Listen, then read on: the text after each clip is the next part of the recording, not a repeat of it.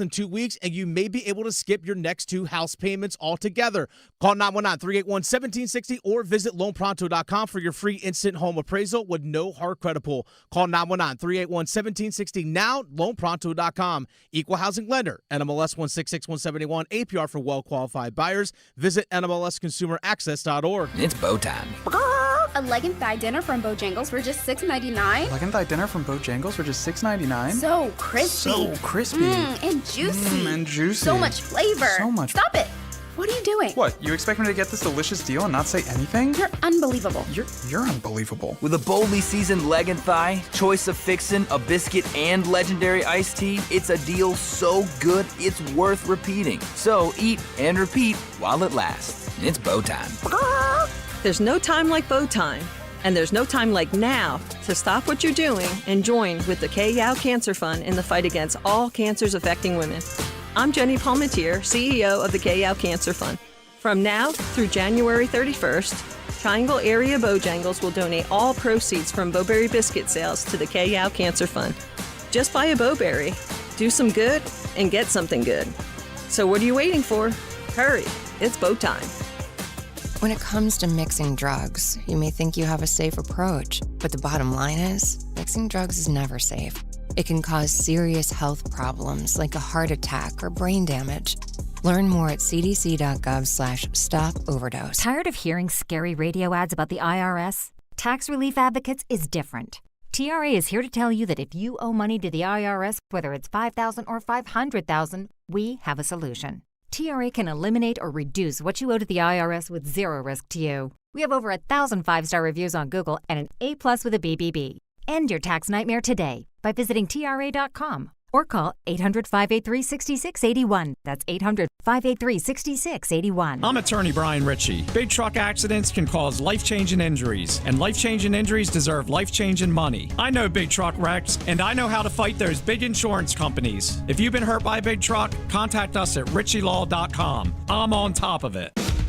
Broadcasting live from the Lenovo Studios. WCMC HD1 Holly Springs. 99.9 The Fan. The Triangle Sports Leader. I'm WRAL meteorologist Elizabeth Gardner. Mostly cloudy skies out there this afternoon. It's cold, a high of 35. And at 4 o'clock this afternoon, the winter storm warning goes into effect. Some flurries may happen this afternoon, but expect the snow to develop overnight and last through early Sunday. Our area, an average of 3 to 6 inches, but there could be some pockets where it's heavier. 20 degrees overnight, and tomorrow's high 25. We also have a cold weather warning for tomorrow as well. 3 o'clock check of your money. Dow Jones down 291 points to 48,780.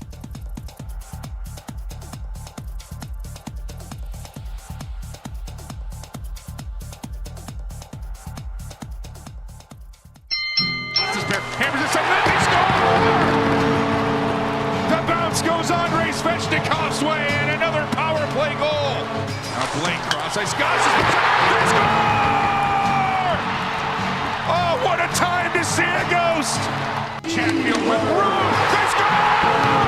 The captain! Right on time! Jordan Stahl has put Carolina up 5-4. The Drive with Tim Donnelly on 99.9 The Fan. The Drive with Tim Donnelly, 99.9 The Fan. Happy Friday, everybody. I'm Tim Donnelly. Today, producing the show will be Max Gorin, sitting in for Dennis, who is sitting in for Adam Gold, which means Max gets to have the honor of helping us break down whatever that was for the Carolina Hurricanes / Whalers as they got the win last night against Utah and getting you set for an awesome weekend. Multiple hockey games, multiple college basketball games. I guess the Pro Bowl is coming up. We won't spend much time on that. There's a lot to get to. It's not even really a Pro Bowl anymore. There's a lot to get to, so we will not wait.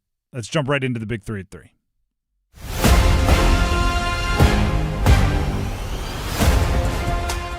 Number 1. Canes / Whalers beat the Mammoth 5-4 yesterday. Shout out to Connor Power on Twitter. Came up in my news feed. I was scrolling last night after the game, right? Everybody was wide awake, couldn't sleep after that one. And I think Connor on Twitter put it best. So I'm not gonna change anything. I'm not gonna put it in my own words. I'm just gonna give my bibliography and read it to you. Citing Connor Power. A goalie the Hurricanes claimed on waivers improved to 23-1 on the season today. Again, he wrote it yesterday. And that's like the 8th most insane thing about this game tonight. I thought that put it well. That comeback was ridiculous. And we'll talk about how'd they get themselves in that hole, how'd they dig themselves out, what does it mean that Jordan Stahl made the game winner, Svech on a heater. We can talk about all of that. But big picture, I think nights like last night are the fruits of situations you didn't ask to be put in earlier this year. Right? I remember everybody getting mad at me when the entire blue line was hurt and they had what felt like 10 rookies in the lineup for certain games earlier this year, because every time they dealt with something else, every time you're already hurting and Keandre Miller warms up and can't play, every time they faced another bit of adversity, Gostisbehere got hurt again, every time Slavin, we thought he was coming back and he didn't, every time Carrier's hurt, Robinson's hurt, every time, I would say, they're still winning games. They're still set at the top of the division. They're still near the top of the Eastern Conference. If they come out on the other side of this with no long-term impact, they will be better for it, right? The old school cliche, what doesn't kill you makes you stronger. You become better at facing adversity, not blinking and fighting through. And if there was ever that kind of game, it was last night. Down 4-2 with 2 minutes left. Only the best teams at staring adversity in the eye don't blink and find a way to win that game. Only 3 teams in the last 100 years or whatever it's been have actually pulled that off. The Canes, according to moneypuck.com, had about a 1% chance of winning the game with 2 minutes to go. I think that's a little rich. I think you get into the 0.0% chance, 0.02% chances. No, it felt like one of those where they'd maybe just pile shots in there at the end and not be able to convert. And Vejmelka, to his credit, played a good game. I mean, he's had the Canes number for even when they were the Coyotes. I remember there was a game, I think it was like an afternoon on Halloween, like 3 or 4 years ago. The Canes won like 2-1. It was another close game where he was just standing on his head basically the entire game. So credit to him. You know, he's a great goaltender, Utah up-and-coming squad, but Canes just didn't give up. Extra attacker goals. I think they're a really good 6-on-5 team. All right, so I guess the first one was 6-on-4 technically, but hey, you know, if they haven't been great at times for maybe long stretches at traditional man advantage on the power play, so maybe they got to get the 6th out there to make it work. The problem is there's too much space. They need to go get one more out there. Either way, I think it says a lot about the team and how they were able to pull out the win. We'll dive more into the nitty-gritty of it at 3:15, about 10 minutes from now. But I think it truly was the fruits of everything that they had to deal with earlier in this year coming to fruition in a win that, quite frankly, they stole. That's number one. How about number two? Number two. Full Saturday of college basketball for the Triangle. Which, by the way, the NC State-Wake Forest game, which is tomorrow, scheduled for 3:45. I believe that's been bumped up to noon. So, you know, schedule your viewing around that due to weather, obviously. That's been the story of the last, week and a half. But that's not where we start. We start with UNC at Georgia Tech on Saturday, 2 p.m. start.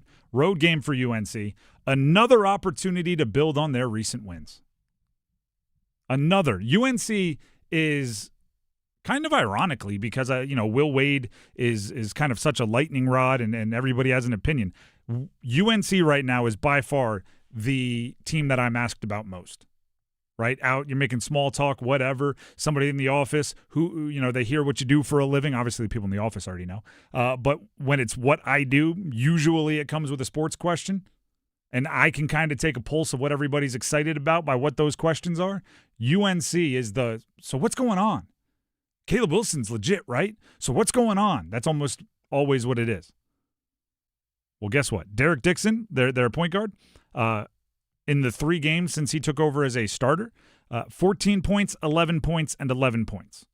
In his first 17 games, mostly small minutes off the bench, averaged 4.6 points per game.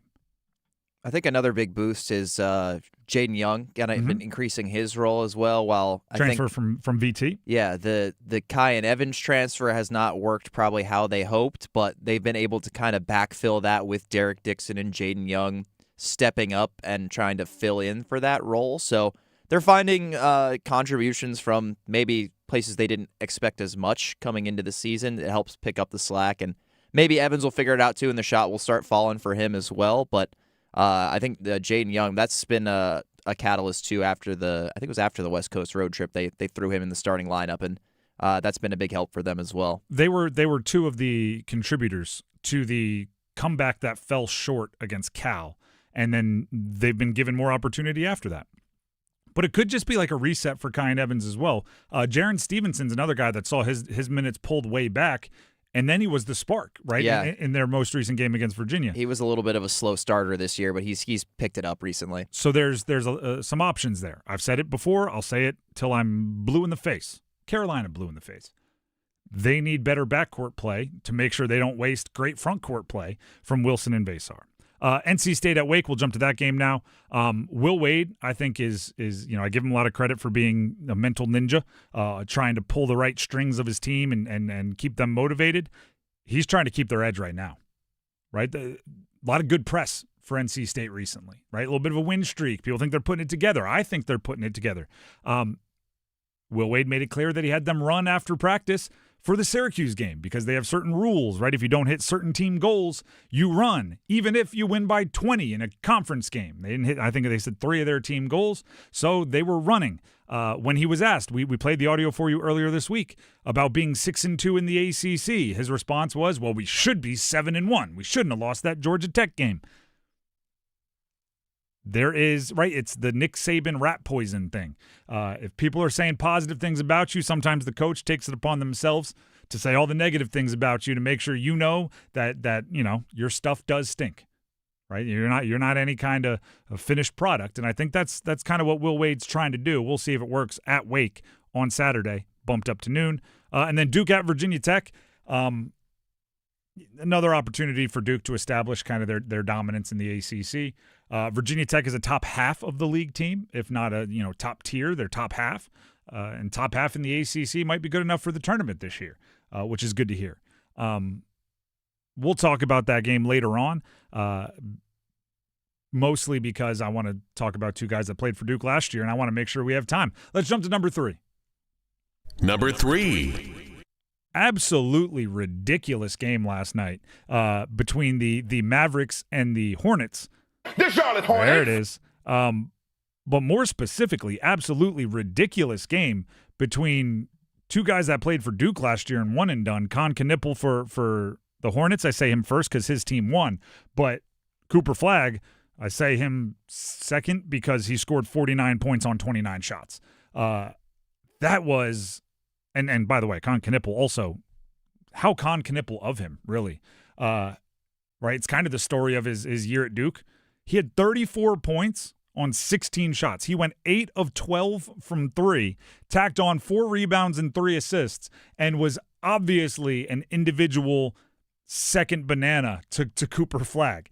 That is the story of Con Knipple over the last, every time he shared the court with Cooper, right? Regular season, everyone's talking about Cooper Flagg. Con Knipple's quietly playing great. That was at Duke. Then Cooper Flagg gets hurt in the ACC tournament. Con Knipple, he was the MVP of the tournament, and they won the whole thing in the ACC. And then Cooper Flagg comes back, and it's back to him. So even on a night when he has 34 points, 8 of 12 from 3, and they win the game, everybody's talking about Cooper Flagg, which is crazy. Speak for yourself. Well, obviously Hornets fans and Hornets season ticket holders are excited about Brandon Miller. I don't know. Look, as the Hornets are getting picked up in the national consciousness. Like, we got Charles Barkley guaranteeing they'll make the play-in and then guaranteeing they'll make the playoffs. Was that before or after Cooper Flagg scored 49? I believe it was before. It was before. Trust me. They won the game, did they not? No, you mean in terms of the narratives? The conversation is Cooper Flagg scored 49. That's fair. 49 is a ton. 29 He's shots, a teenager. There's no way you're saying 29 shots is an inefficient 40. He went 20 of 29. No, he had a great game. He had an incredible game. It's just it's really the pair that is what's being talked about. And I have a stat here for you from OptaStats. There's only one game in NBA history that has seen two players on the court, teammates or opponents, combine for 80 or more points, 10 or more made threes, 65% or better field goal shooting, 100% free throw shooting, and 2 or fewer turnovers. That one game was last night, Cooper Flagg and Con Knippel, two rookies under 21 from the same college. That's pretty crazy. That's pretty bananas. And to build our last, the second part of number 2 here in the Big 3 at 3 into the number 3, you have to give the recruiting at Duke some credit that they lost those two guys and actually have a better record through 20 games this year than they did last year. Lost 5 NBA guys from your team last year. And by far, at least production-wise, the 2 best rookies in the NBA. And some of the best rookies we've seen in a long time. I mean, in terms of Con Knippel shooting, like, there might not be a rookie ever that's been better in terms of shooting a three-pointer at least. The only thing, the caveat I'll put on that, and I said this yesterday on the show, is like Steph Curry didn't come into a league that Steph Curry had already changed. Or, so many of these, Dame Lillard didn't come into a league that had been this three-point heavy. But no, statistically, Con Knippel shooting it better than any rookie ever. Statistically, Cooper Flagg's doing some things that rookies don't do that often. Leading team in, points, rebounds, assists, all that sort of thing. And Duke is 19-1 this year through 20 games. They were 18-2 last year through 20 games. It's pretty crazy. That is the Big 3 at 3 here on The Drive with Tim Donnelly on 99.9 The Fan. When we come back, talk about crazy, talk about bananas, bonkers, whatever word you want to use to describe it. 3 goals in a minute and 59 seconds to win the game. That's what the Canes did last night. Or the Whalers. Stick around. ESPN presents the NHL Stadium Series in a most unexpected place. A hockey takeover of Tampa, Florida and Raymond James Stadium, where the Boston Bruins collide with the Tampa Bay Lightning. Two teams take their shot at a one-of-a-kind game. The 2026 Navy Federal Credit Union NHL Stadium Series. Bruins, Lightning. Sunday, February 1st at 6:30 Eastern on ESPN and the ESPN app. This is Gordon Miller from Miller Lending in Cary.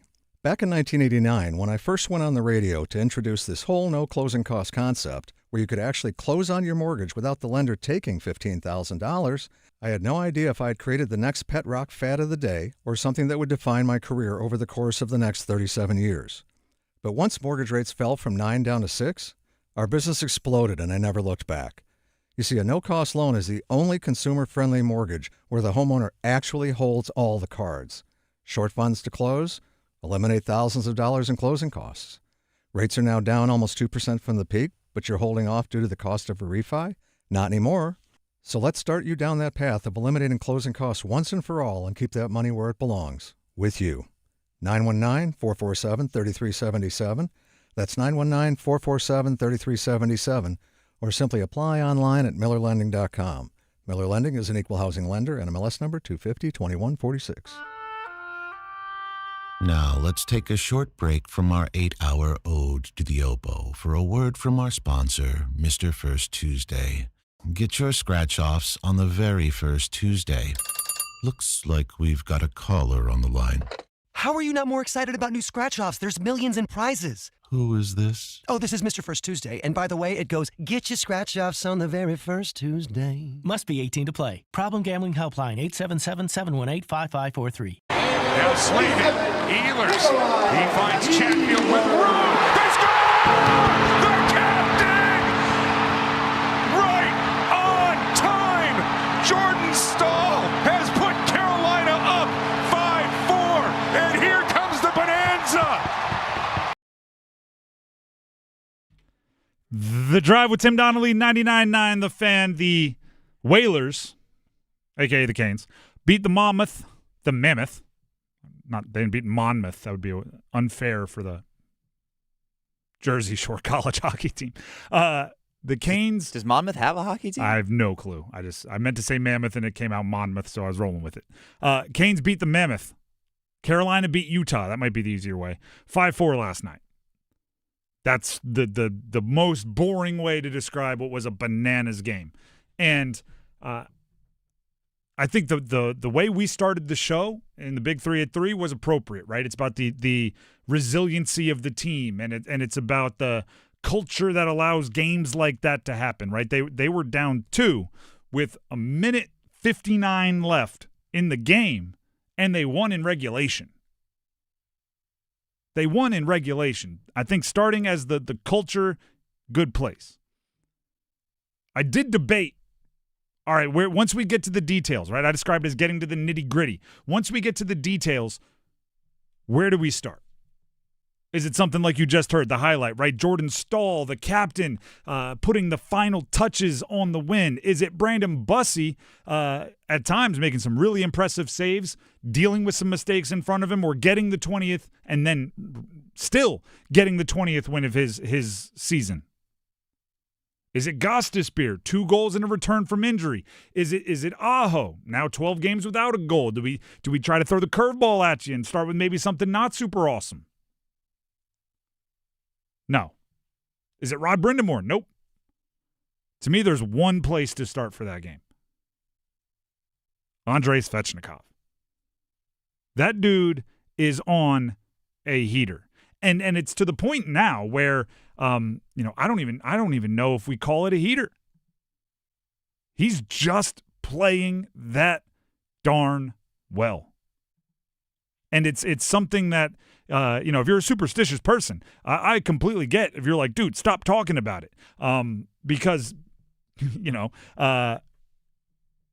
you've been asking for this. You've been desiring this. You've been lusting after this, to make it uncomfortable with the verbs I use. Svech has always shown the ability, and injuries maybe sapped him of it, some of his explosiveness, some of his top-end speed, whatever. But what he's put together recently is as good as we've seen from him, and it justifies. I used to say the most Svech plays of the year, a quintessential Svech play. And I've talked about this. We have receipts. Go back into the podcasts. Is like once every 4 games, he makes a play where you just scream at your television, do that all the time.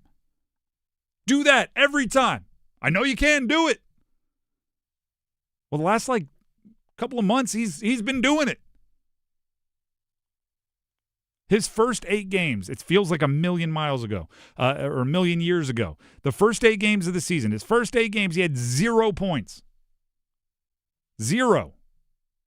They've had 45 games since then. He's had 46 points. In the last 45 games, he is just a hair over a point per game player. We knew you had it in you.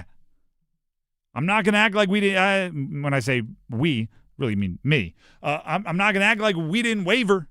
Not going to act like we didn't consider other drastic options. Not going to act like we didn't think maybe it's not going to happen here. But if you can keep what you are doing up right now, goodness. And you start to see the things that you can't explain that happen for goal scorers or point producers like that. He's now, when you're on fire, goals find you as much as you find goals. Right? Things like what happened the other night. Power play, he's just trying to get it in front of the net. There's not even really anybody there, and he gets some puck luck, bounces off, and then goal. Last night, he has a goal where he's where he should be, but I'm not sure he's going to have many easier tap-ins than he had. Goals find you as much as you find goals when you're buzzing. And the lesson might be, stay the course, trust the process. Right? I love this quote from Svech after the game. Ryan Heckel tweeted it out. Svech on if anything feels different at all for him this year. He said, No, same, exactly the same. I feel the same. I'm the same person, same player. I do the same things, and last year was the same thing. I don't know. You guys tell me. We have that cut here. If you'd like to, I would love to hear it straight from Andrei Svechnikov. How you say that? I wouldn't say that the puck find me, to be honest. Like I said, I do the same thing. Last year was the same thing. I don't know. You guys tell me. It's working. Yeah. Thank you. The lesson could be, if you're doing the right things, if you're putting all of the work in, if you're listening to the right people, if you're working on your body, if you're watching the right film, if you're talking to Rod, if you're talking to your teammates and you're doing the right thing, keep it going. No matter what foolish radio hosts say, or no matter what the public is frustrated by, or no matter what the advanced analytics say you should be. If you know you're doing it right, all that be darned. And hopefully you can stay the course long enough to have the burst that he's had the last 45 games. 46 points in his last 45 games after starting 0 points for his first 8 games. We were putting, I always say first goal scorer is a good way to, the predictions we do on game days when we have a show, is a good way to judge kind of what the public is feeling. By the end of those first 8 games where he had 0 points, he was getting the pity predictions. He was getting the fan base calling for first goal scorer from Svech, trying to will it into existence as if we could put that energy into the universe. And now, no, like they're only picking Svech when, the matchup is good or when he's buzzing recently. Like he is a dude. Yeah, you can see it's so clear too. You don't even really need to look at the stats to see how well he's driving play and how confident he is out there. Matter of fact, it's a different game when he's got the confidence like he does right now. Matter of fact, I'd say it's better if you don't look at the stats. Like you walk away going, that guy was great. 37, right? It's the alien test, I think I've called it in the past. If you watched a game, if you watched last night's game with, the alien, right? Or somebody who's never watched hockey before in their life, right? The alien is for somebody that's never watched sports in their life. But you're just sitting down, you kind of explain the basics of the game. You don't get into the nitty-gritty and just go, it's a great sport. Let's just watch. Can they pick out who the good ones are, right? Because the good ones are obvious. If you watch Michael Jordan in 92, it's not like that alien's going to be going, I don't know who's good. They might start speaking another language to Rodman, but that would have been later on in the Bulls run. If you watch that game with an alien, like a true alien, like an outer space alien or someone that's never watched hockey before, I think they leave last night's game going 37. That dude was all over the place. And maybe you're making some people that may have suggested at some point in time that trades should be a conversation, and I'll own that one. Seem pretty foolish because I'm not sure the Canes are where they are in the standings if they don't have Svech. And he brings a different skill set than so many of the other guys. And obviously 2 goals last night helps. You said it, over a point per game in his last 45 games, and I think he's got 11 points in his last 6 games. So it's good, especially he's good as a finisher as well, especially considering I don't think Sebastian Aho scored a goal in 12 games. Yep. I mean, he's getting a lot of assists, and that's the kind of the bread and butter of his game, but we'd like to see a couple go in off his stick now and again. Now, we'll talk Aho later on because that is now becoming a conversation, and people are going to start willing an Aho goal into existence. Like everybody, you and everyone around here picked Aho to score first yesterday, except for me and Paul in the morning. He does have now 6 goals in the last 8 Whalers games, so he's still the highest scorer. But I mean, obviously, Whalers game stats that's a ridiculous statistic. But like Aho, the thing I love about Aho the most is he always finds a way to impact the game. Even when he, makes some mistakes or some airhead plays, which everybody does at some point. He had a pretty big hit last night. He's obviously playing two-way hockey. There's other ways to impact the game. For Andrei Svechnikov, I do look at him and say, no, you need to be a power forward. You need to go score goals. You need to be creating. You need to get in front of the net. You need to do all those things because that's his role. Aho has like 75 different roles, so if he's not scoring, he's got 74 other ways to impact the game. Not saying he's playing his best, but I worry about him less. The Drive with Tim Donnelly, 99.9 The Fan, and yeah, we'll get to Stahl, we'll get to Gostisbehere, we'll get to Bussy. There's a lot of storylines in that one. And we'll help get through all of that with 2 minutes of gold coming up and the Dean's List. Don't go anywhere.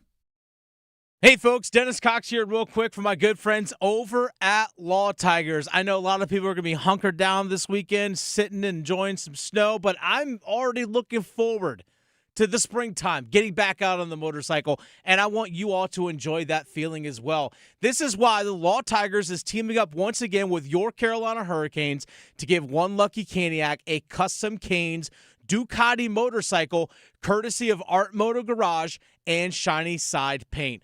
The way to enter, simple. Go to caniacsbike.com. Again, go to caniacsbike.com to enter for your chance to win. You have until March 29th to enter, but don't wait any longer, folks. Go to caniacsbike.com and enter for your chance to win. Bike will be given away on April 4th live at the game, and it includes tickets and a catered suite. caniacsbike.com to enter for your chance to win. Law Tigers is a network of independent law firms who are members of the American Association of Motorcycle Injury Lawyers. Law Tigers is not a law firm. Tired of hearing this from your local tire place? Sorry, we can't fix it. Take it to Dauntless. This year, skip the middleman and take your car straight to Dauntless Transmissions if you want quality work done right the first time. Transmissions, engine, or brake work, or just a regular tune-up. If it's broke, Dauntless will fix it.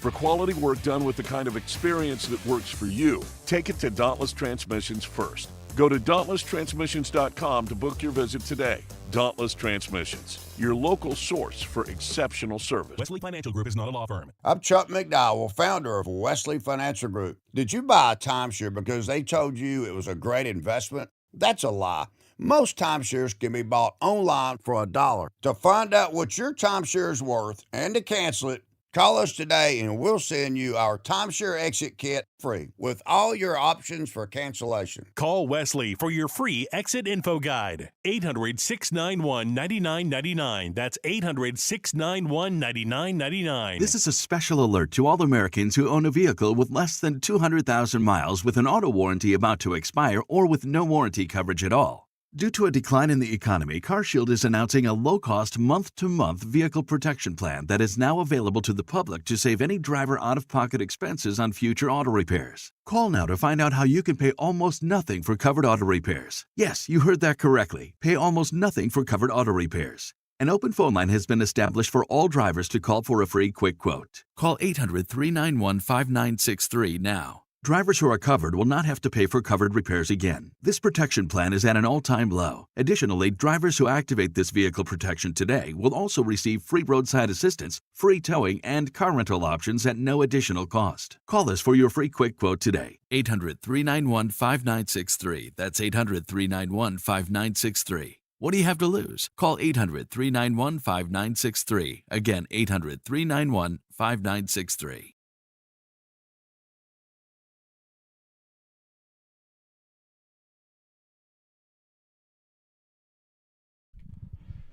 The Drive with Tim Donnelly, 99.9 The Fan.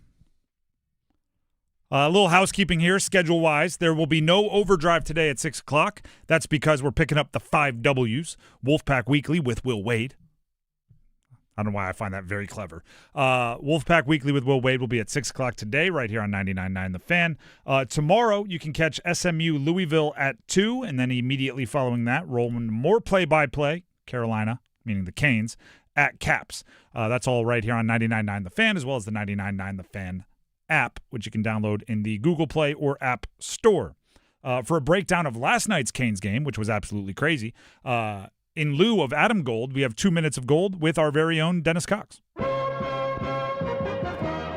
Dennis Cox here in for Adam Gold for 2 minutes of gold, about 2 points with 2 players scoring 2 goals and a fantastic final 2 minutes of a game on Whalers night in the Lenovo Center against the Utah Mammoth. Brought to you by Parkway Sleep Health Centers. Visit parkwaysleep.com. Parkway Sleep Health Centers. Sound sleep, sound health. This game was all about redemption for one guy that got back into the lineup, Shane Gostisbehere. Early on in the game, we saw Andrei Svechnikov score a goal, make it 1-0, but in the second period, period, things turned into Utah's favor. Shane Gostisbehere mishandles a puck in the offensive zone on a power play, essentially killing a power play early in the second period for the Carolina Hurricanes, and Utah took over the momentum from that point in the second period, including Shane Gostisbehere turning the puck over after he blows the tire in front of the benches, and it leads to this Yamamoto goal. Here comes a chance. That shot to score! Kyler Yamamoto got a clean look, and he beat Bussey to the blocker side. It's 1-1. Gostisbehere would make up for it later on in the second period as he buries one in his first game back for a while. Now Gostisbehere casts it out for a shot. They score! On the power play, Shane Gostisbehere. Welcome back. But then we get into the third period. The Carolina Hurricanes are trailing 3-2. Puck is in the corner to the left of Brandon Bussey, and Shane Gostisbehere is unable to get the puck out of the zone, and all of a sudden, it's 4-2 Utah. Gostisbehere bounce on him. And from McBain sent across, and they'll score. Carcone, and Utah extends their lead to 4-2. But the mark of a great athlete, the mark of a great player is how they overcome struggles during the course of the game, the mental toughness, and that's exactly what Shane Gostisbehere showed last night. And it was in the final 2 minutes that he made his greatest impact, including getting a puck towards the net in a 6-on-4 man advantage situation for Carolina, and Andrei Svechnikov was there to cash in. Skating down towards the net for Gostisbehere. Hammers it, they score! The bounce goes Andrei Svechnikov's way, and another power play goal has Carolina within one. Even though Carolina had some momentum, they're still trailing 4-3. And just 30 seconds later, it was Gostisbehere taking a slick feed from Jackson Blake that ties things up. Now Blake cross ice. Gostisbehere, they score!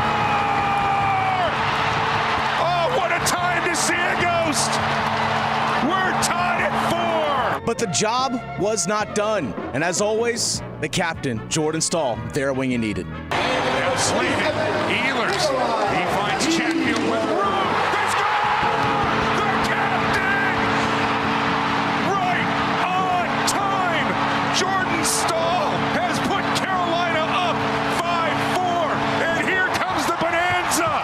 An amazing night on Whalers Night, which always seems to bring out the best of the Carolina Hurricanes. But if you want to make sure that you have a fun night, that's why you get to turn to Parkway Sleep Health Centers. Visit parkwaysleep.com. Parkway Sleep Health Centers. Sound sleep, sound health. Once again, that is 2 minutes of gold. Dennis Cox sitting in for Adam. Did so as well yesterday for pregame show and all that. Thank you very much. And shout out to the Canes one more time. A really, really fun game. I was thinking about this, and not to call anyone out for you'll see why. My app, because I have the little FanDuel app on my TV when I'm watching, occasionally it just puts up an error message, and I can still hear the game, but the error message, I can't see it. I don't know. It might be my app. It could be them. I have no clue. I'm not technical.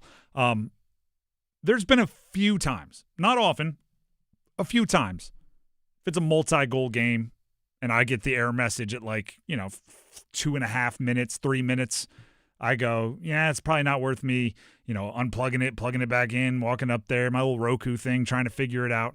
And I just move on, right? Go do something. Can you imagine if that would happen last night? 4-2, 2 minutes and 10 seconds left, error pops up. I know how this one ends. Let me just move on. Check your phone a little bit later. What happened? That happened to somebody out there. I don't know who, but if it did, I feel bad for you because you missed an absolutely awesome finish to that one. The Drive with Tim Donnelly, 99.9 The Fan. That was 2 minutes of gold. Now let's jump in quickly to the Dean's List.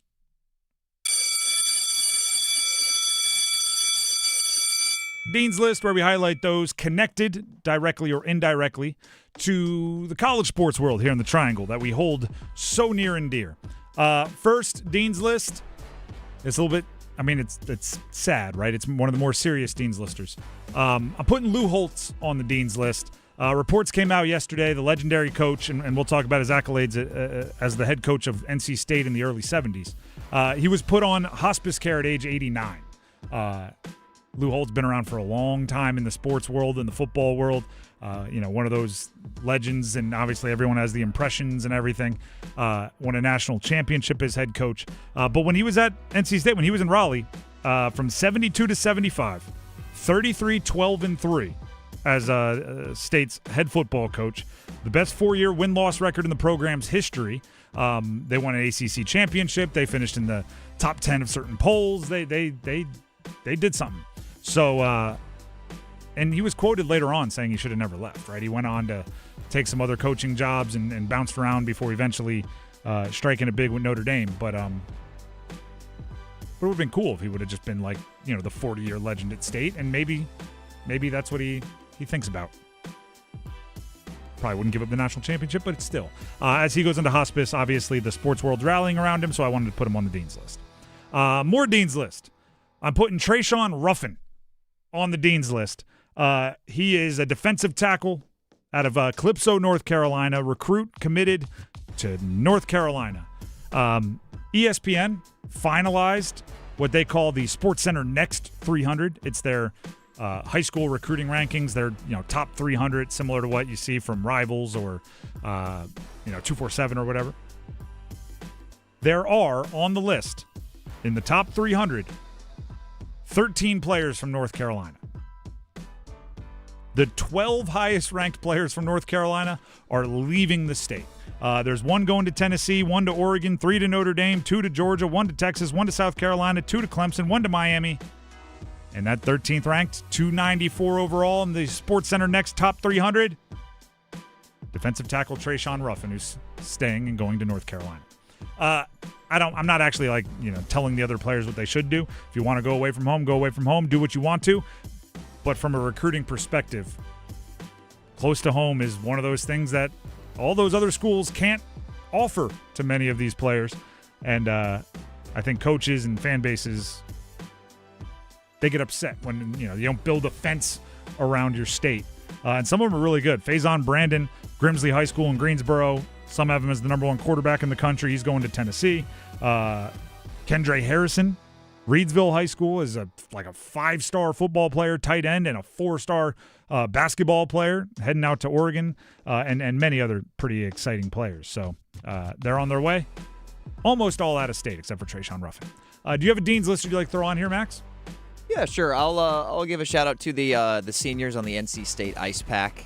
They're having their senior day or senior weekend, I guess. They've got 2 games against UNC, one tonight and one tomorrow. Of course, that is weather dependent, as we expect some wintry weather will enter the state coming here tomorrow. So we'll see what happens with that. But currently, they're scheduled to play them twice.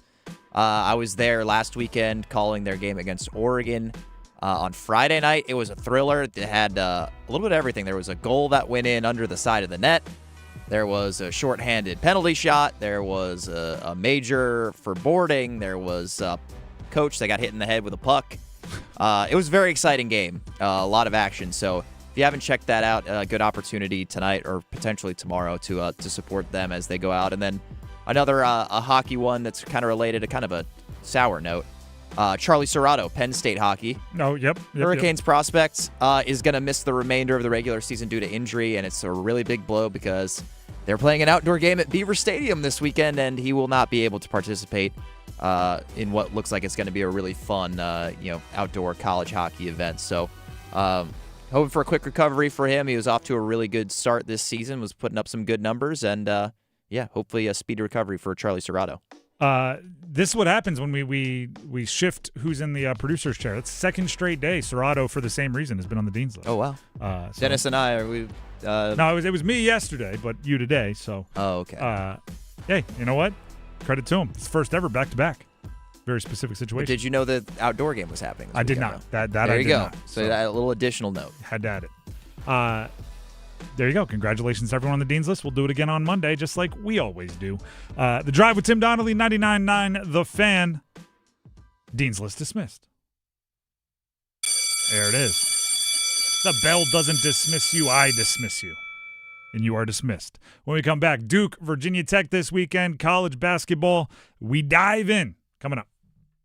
Are your investments in the right accounts? What's best, traditional or Roth? Are you receiving all available tax deductions? Are you paying as little in tax as you can? These are all questions you can't afford to get wrong. Hi, I'm Jeff Jr., founder of Trajan Wealth, and in many cases, it's not what you make, but it's what you keep that makes the real difference. Trajan Wealth and Trajan Tax work closely together exclusively. No more guessing about whether you should do a Roth conversion, or if maxing out your 401k is really the best option. Our nationally recognized fiduciary advisors and CPA team work in tandem to make sure your tax strategy works with your investment strategy. We'll even do your tax preparation. One team, one strategy. Isn't it time for a second opinion? Call Trajan today. 919-205-9800. That's 919-205-9800. Trajan Wealth, an SEC-registered investment advisor. Additional services through Trajan Estate and Trajan Tax. Additional disclosures and accreditation at TrajanWealth.com. If you are a contact lens wearer and you are tired of wasting time and money, you need Travers LASIK and Dr. Lori Travers, because in about 10 minutes, Dr. Lori can put you on the path to 20/20 vision,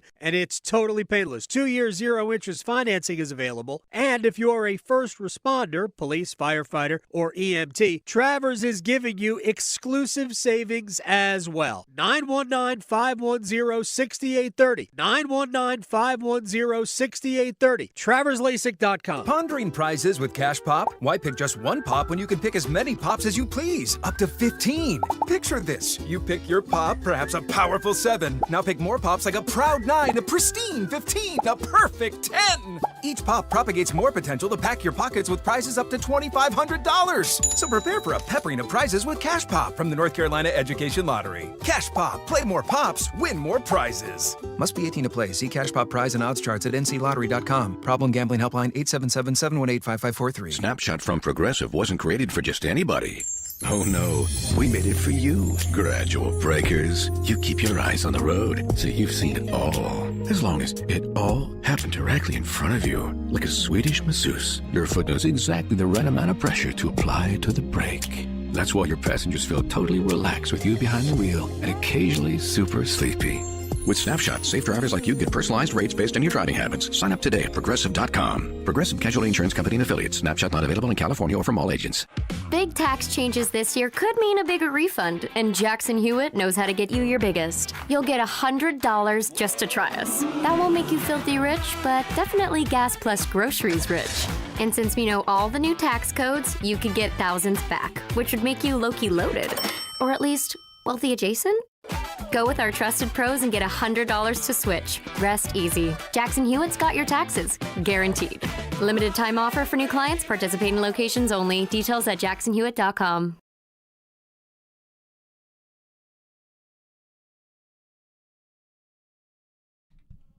The Drive with Tim Donnelly here on 99.9 The Fan. Is there motivation behind hanging tough? No? All right. Nope. I never know because half the time Max is extremely intentional. Maybe not half. 20% of the time he's extremely intentional with his rejoin songs, and half the time he just clicks the little randomizer. Yeah, I mean maybe Virginia Tech is trying to hang tough on the. Well, that was my question. Bubble, I was going to go like, do you think Duke's hanging tough? Because they're kind of thriving. They're definitely tough. They're 19-1. Although I continue to say this about Duke. This year's team, right? Because they've turned over a bunch. We talked about it earlier. They had to replace Cooper Flagg and Con Knipple and Kama Malawash and Sion James and Tyrese Proctor and all these guys that are in the NBA. Some of them kind of lighten up the NBA. They're different than they were last year. They just are, right? They're different people, not entirely, but in many cases. They play differently. Their vibe is different. I'll put it this way. Last year's team felt like I always like to use this pitcher analogy for college basketball. Last year's team was like the new like Paul Skeens or something who's pitching 102 and doing all this crazy stuff, and everybody wants to go on look at the highlights and everybody wants their card signed, and it's going to go for $1 billion. And then this year's team is much more like veteran who just knows how to get outs, right? Sure, I don't know if you could watch an entire Duke game, they could win by 30 and like no SportsCenter top 10. Last year they'd play a game, they might win by 12, but there'd be 4 SportsCenter top 10. And that's neither here nor there, right? It's not better or worse. It's just different. Duke is the third best scoring team in the conference. They average the third most points per game in the ACC. That's very good. But guess what? They're the 11th best three-point shooting contest or three-point shooting percentage team in the ACC, which is, not good shooting percentage. But if you're the third best scoring team, you're being effective anyway. It's just more, the midi game. It's more the hezzy pull-up. It's more of driving to the bucket, getting fouled. It's more of the stuff that doesn't pop up as much on, what every kid is trying to do in their driveway. It's also, what's the saying? Live by the three, die by the three. There's been Duke years. There's been teams for most college basketball teams where they live by the three, they die by the three. And that means your ceiling is super high, right? Usually when a team goes on a Cinderella run, it's not because they got, they're physically better than all these higher seeds that they beat. It's because, the three ball's an equalizer and they get hot. Remember, what was the guy's name? Golke from Oakland, who was coming off the bench and just all of a sudden was drilling threes and they upset Kentucky or whatever it was? The three can be the equalizer, but it can also be, live by the three, die by the three. You can also die by the three. This year's Duke team's like, well, what if we don't live by the three? What if we don't need it? And what if we score a bunch anyway?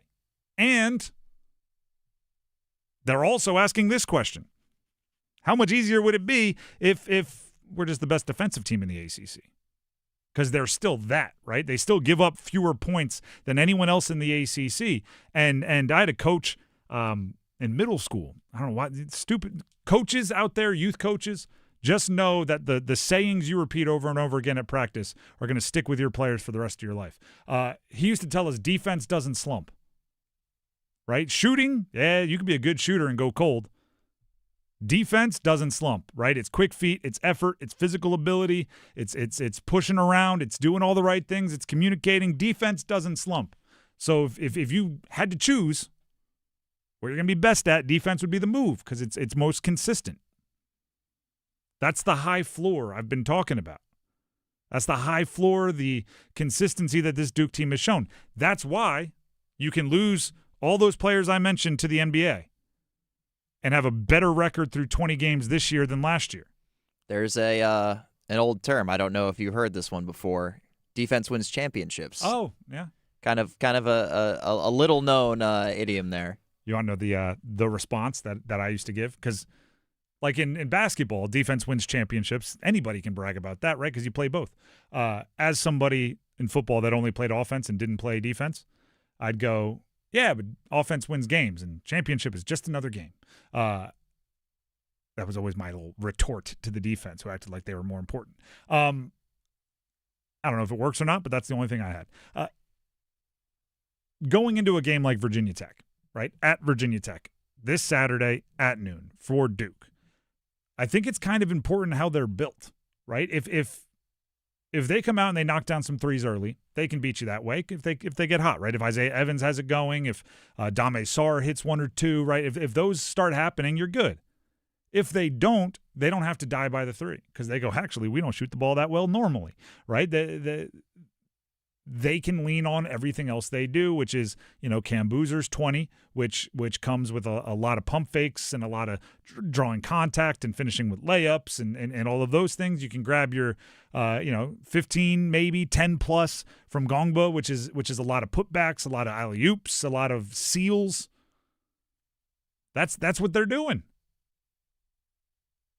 I will say this though, and maybe it's like the, I don't know, like the sign that things aren't working well, which is why coaches have those little mini goals, right? Like, even if we win, if we're not doing these things, there's a problem percolating, and if we don't solve it, we're not going to win those against better teams. I do think when Duke is not playing well, they settle for too many threes for a not great shooting team. When it's been close against teams like Georgia Tech, when it's been close against teams that they shouldn't be close with, I think it's usually because they almost get caught up in the other team's willingness to make it a three-point shooting contest, and they should just politely abstain. I see you shooting a lot of threes. We will continue to play our game, unless it is one of those situations where, like, Evans catches fire or something along those lines, because that's obviously a different beast.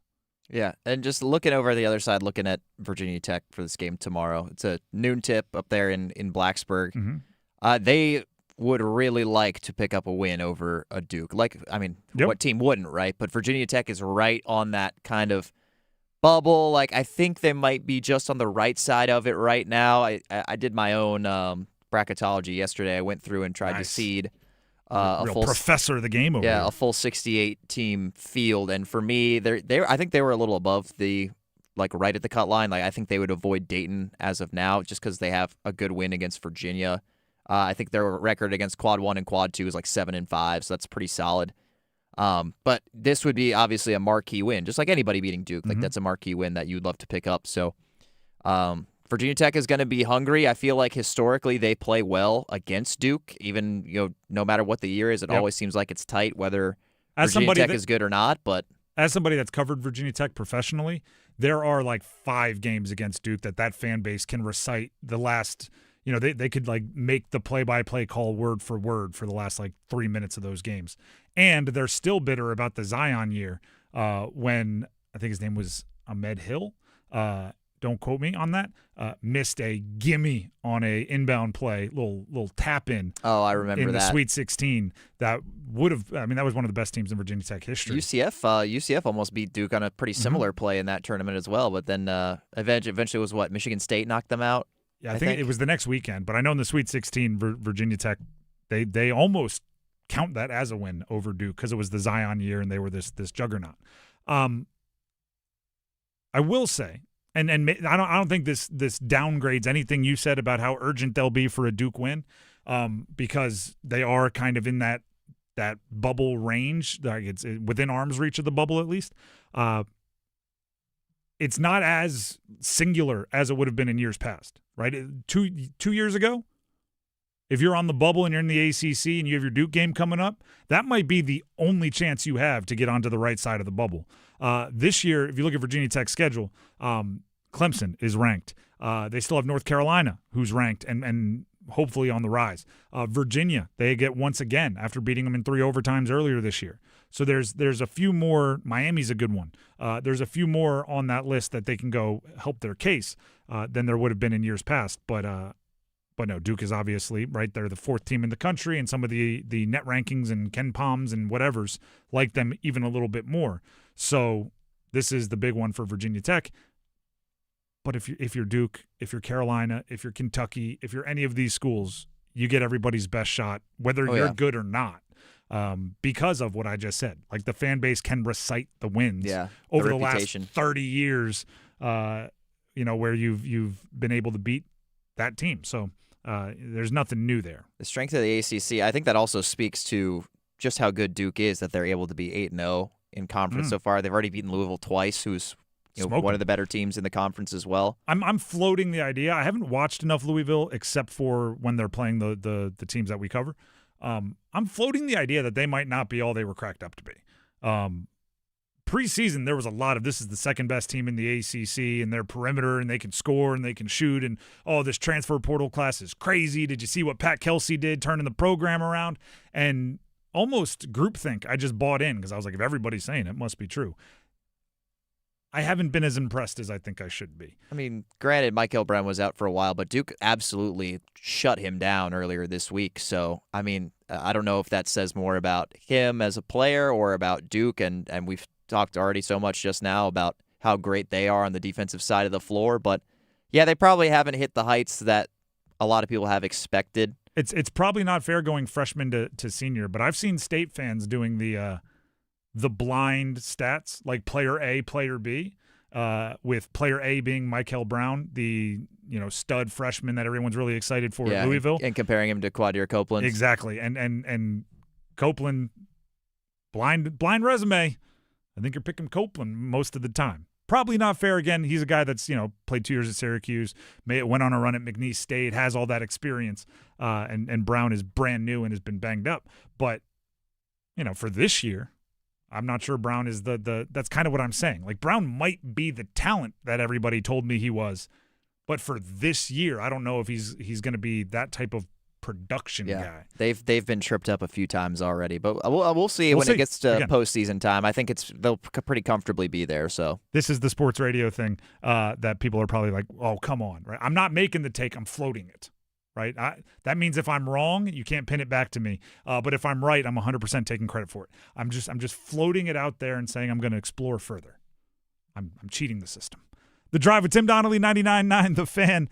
Football at 4 is coming up next. The last position group in our series, taking a tour of the Panthers' entire roster heading into the offseason. We've skipped kickers and punters, sorry. The final position group today. We'll finish it up next. Hey, folks, Dennis Cox here from my good friends over at Raleigh Weight Loss Center. You've heard me talk about it before in my weight loss journey through Raleigh Weight Loss Center. I've lost over 42 pounds thanks to the program, and I started that all the way back at the end of the summer. And most importantly, I've maintained the weight that I've lost. Again, 42 pounds thanks to the program at Raleigh Weight Loss Center. No shots, no injections, no steroids, no creepy side effects, just resetting your metabolism. That way your body can do the natural thing, which is burn off weight, burn off fat. That's the whole point of the program at Raleigh Weight Loss Center. They've helped thousands of people like myself lose anywhere between 10 to 20% of their body weight. I've lost over 15% thanks to Raleigh Weight Loss Center. And you can get on the program as well. Just got to give them a call at 919-897-7506 or visit RaleighWeightLossCenter.com. Set up a free 15-minute phone consultation.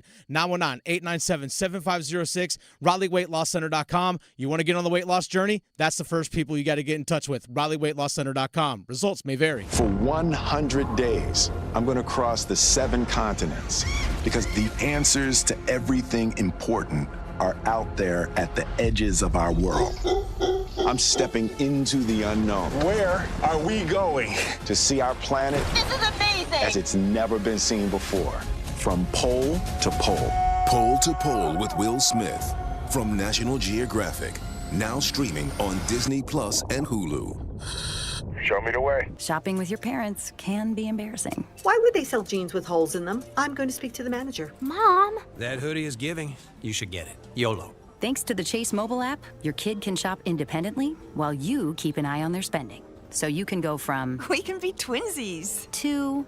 How was shopping? Saw you stayed on budget. Thanks, Mom. Freedom for kids, control for parents. That's family banking from Chase. Account subject to approval. Chase mobile app is available for select mobile devices. Message and data rates may apply. JP Morgan Chase Bank N.A. member. I'm attorney Brian Ritchie. Workers' comp can be tricky, but my law firm will be on top of all the complicated paperwork and sneaky deadlines so that all of your I's are dotted and T's are crossed. If you've been hurt on the job, I'm on top of it. Contact us at ritchielaw.com.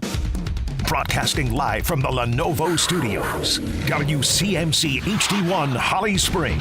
99.9 The Fan. The Triangle Sports Leader. I'm WRAL meteorologist Elizabeth Gardner at 4 o'clock. Our winter storm warning goes into effect. We're looking at widespread 3 to 6 inch totals, but there could be some pockets where it's a bit heavier. The snow continues tonight all the way into Sunday morning, and it will be windy. We could see wind chills around the single digits and even into the negative digits as we get into the day on Sunday. 4 o'clock check of your money. Dow Jones down 169 points to 48,902. Market update brought to you by Blue Shark Vodka, the world's smoothest vodka. Pour Blue Shark Vodka at all your events to lift everyone's spirits. Blue Shark Vodka, the shark that doesn't bite.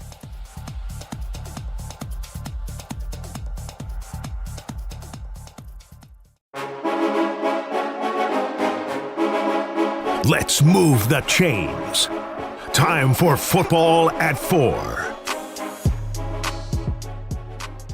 The Drive with Tim Donnelly, 99.9 The Fan. It's time for Football at 4. And today we are doing the last position in our series, right? Over the last 2 weeks, once a day, we've picked a position group for the Panthers, and we've talked about how confident we would be in that position if next year started today, right? Looking at who's under contract, who they're paying, and the reason we did it that way, and we judged them out of 100, gave them a score, is because we want to see the progress, right? This is the before picture of the offseason, right? Dan Morgan and Brant Tillis and that front office is about to go on a half a year CrossFit spree of the roster. And to get the full impact, you need to take that before picture where, you got the flab hanging out there a little bit, and you see where you need to work on, see which muscle group you need to put a little extra oomph. And then hopefully by preseason, we'll be able to take the after picture and do the same exercise, position by position, give them a score out of 100, and see where they've turned in the most improvement and where maybe they failed to address.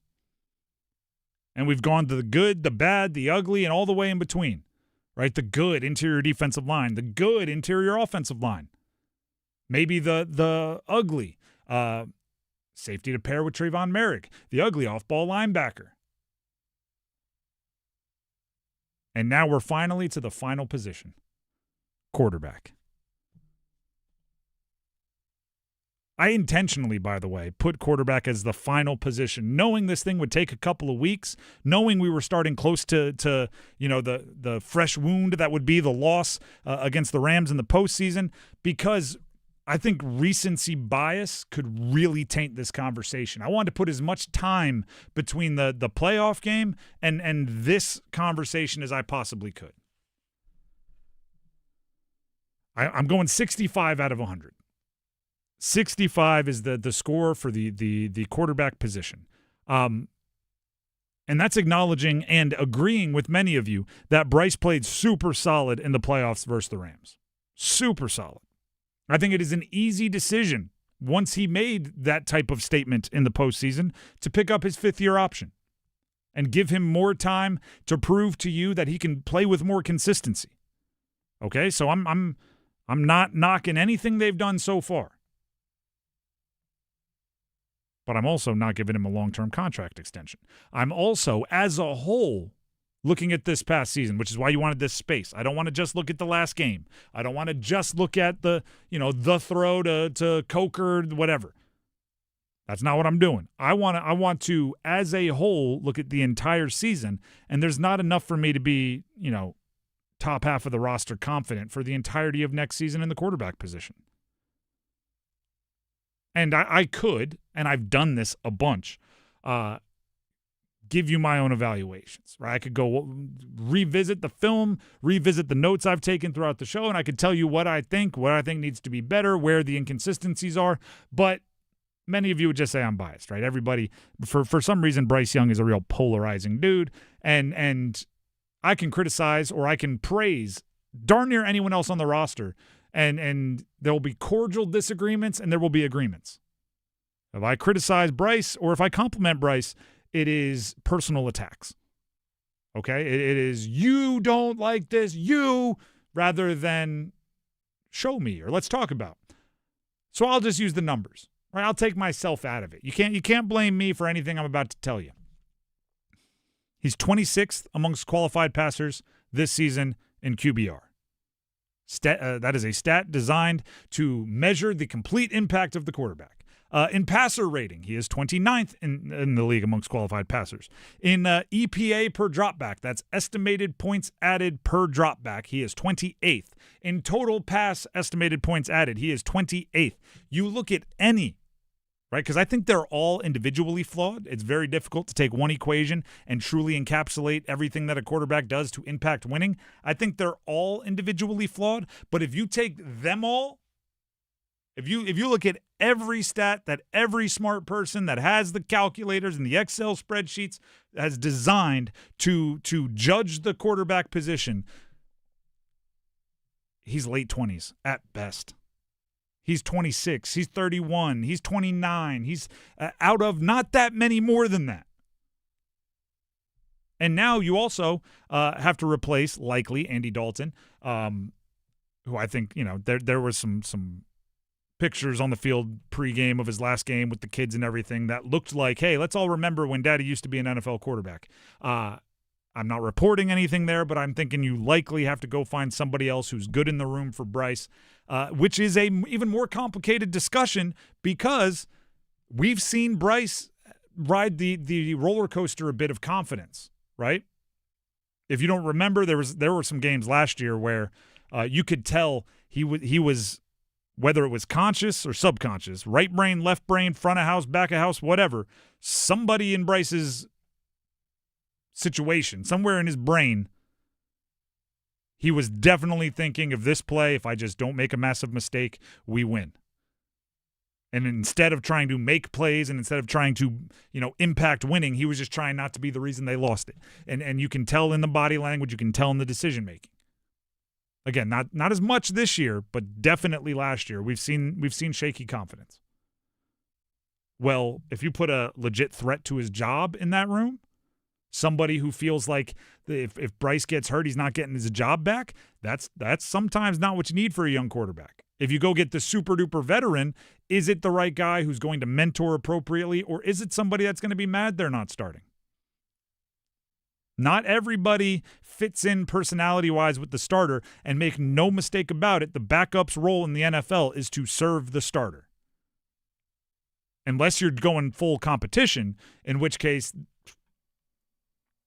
I don't think many people would enjoy that. No. And look, I don't think they'll be in any rush to bring in somebody to compete with Bryce Young or to replace Bryce Young next year. I think the continued growth from his rookie year, which pretty much everyone can agree, I think, is basically a wash given there was little to no talent around him, a very makeshift offensive line that year. I mean, what he's thrown to...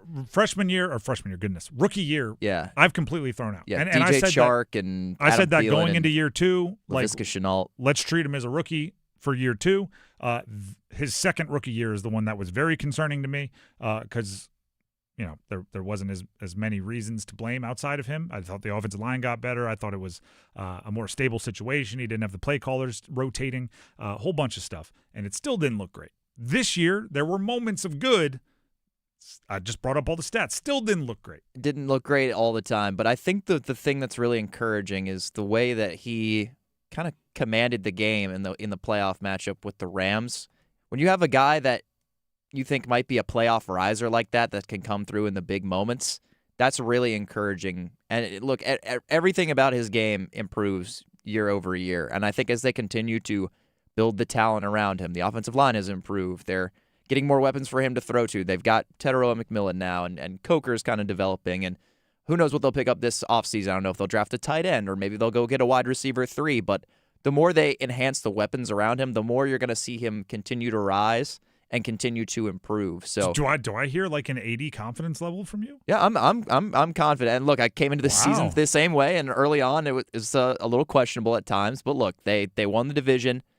A lot of that was thanks to Bryce Young, especially a lot of that was thanks to nobody being above 500 in the division. That also is true. But hey, you can't control who's in your division, right? No, but you can beat them. They could, but look, it's still a team. It's still a building program. Oh no, right? I agree. I think next year there is an expectation for them to be an above 500 team, double-digit wins. It's a tough schedule, I know, but I think they've built the roster up and they've got the continuity of the coaching now going into year 3. Bryce Young's development. I have a lot of confidence right now. Here's why I'm at a 65 and not up in the 80s or where I know some of you are, and we can disagree on that. But here's why I'm at 65. The last probably 5 years in my especially quarterback evaluation, but really my evaluation of athletes, I've gone from, right, and I think that part of this comes with age, right? I'm mid-30s now. In my early 20s, I wanted pizzazz. I wanted flash. If you could be the highlight reel, the high stats, the crazy, unbelievable talent, that is what I was looking for. In the last probably 5 years, I've turned. And I always say, I'm more than willing to raise my hand and say, I think I was wrong back then. With new information and new evaluation and bigger sample sizes and all of that, the thing I look for most in my elite athletes is consistency. Is game in and game out, how good can you be? And I'm less infatuated with the wide receiver that has 1,200 yards but had 4 games of 220, right? And then the rest was I'm less infatuated by that, and I'm more infatuated by the guy that has 6 catches for 70 yards in every game and occasionally 110. Like I don't need the wow. And the issue with Bryce every season, right? Even if you kind of grade on a curve, is that there's been these very low valleys, and the consistency hasn't been there. And that's what I look for out of my elite athletes now. How much can you do it every single game? And without consistency, I just can't be confident in you, right? It's obviously if, like the best of the best, the Patrick Mahomes or whatever, like when he's at his peak, he's doing it every game and he's spiking to 400 yards and 4 touchdowns. Like he also is having those. And that's the best of both worlds. But early on in a career, I just want to know you're bringing pretty good football way more often than not. And I haven't seen that enough from Bryce, and that's why I'm concerned. But no. If you're asking me, like, should you move on or should I? No. You pick up the 5th-year option. You do not give him the long-term extension, and you give him another year to make you 100% have no choice but to make him your quarterback of the future. You still have franchise tags and things at your disposal. You don't have to worry about him leaving if you don't want him to. He's still under your contract control. I'd just like to see him have a season, I don't know, near the midway point in most statistics that judge how good a quarterback is playing. 18th? Is that too much to ask? 6 game-winning drives this year. Do you know why? Do you know why he needed so many game-winning drives? Because he wasn't winning them in the first 3 quarters. It's the Bo Nix thing, by the way, and I don't just say this about Bryce. The first person that brought this up to me was talking about Bo Nix because Bo Nix had the most like clutch throws that changed win percentage from at least 20%, and it's because if you look at it, he had like an open receiver and he missed him, but the defense got the ball back. So then the next drive, he had an open receiver to win the game, and he missed him. But the running game picked up the first down, and he got another chance. And he had an open receiver, and he completed it. And you're looking at it going, oh, is he clutch? Or does he just have unlimited opportunities because the Broncos had really good defense and really good players around him? I think a lot of that happened with Bryce too. Right? Oh, he had all these game-winning drives. Well, he could have won it on the first 4 drives of the second half, or the first, whatever drives of the second half. He didn't, and the defense bowed their neck, and maybe Rico Dowdle had a big game, so he kept the chances coming, and he finally got one right.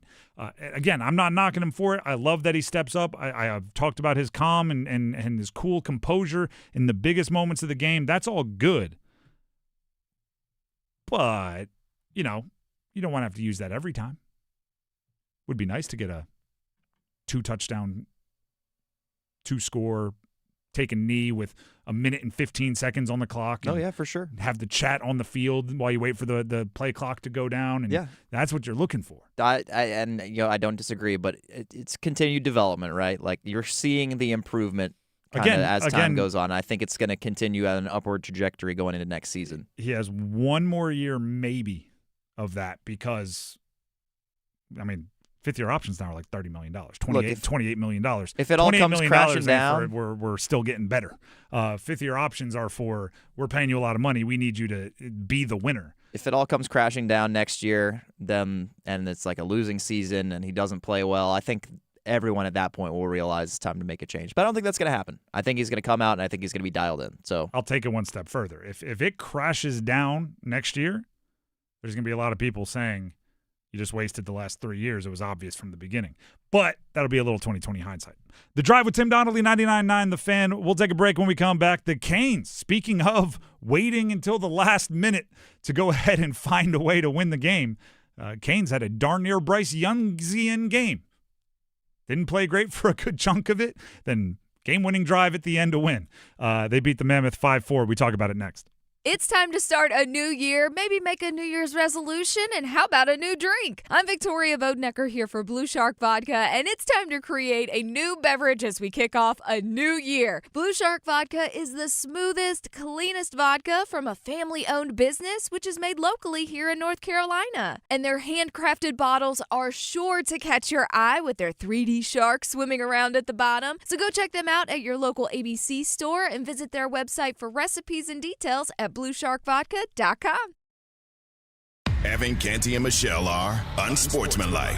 It was a one-team market for Sam Darnold. The team that he won 14 games with last year didn't want him. The other teams around the National Football League, none of them really wanted him. Seattle paid him, but if you look at the structure of that contract, it really is a year-to-year proposition. And they were rewarded for taking a chance on Sam Darnold with him taking them to the Super Bowl. Mornings from 6 to 9 on 99.9 The Fan, the Triangle Sports Leader.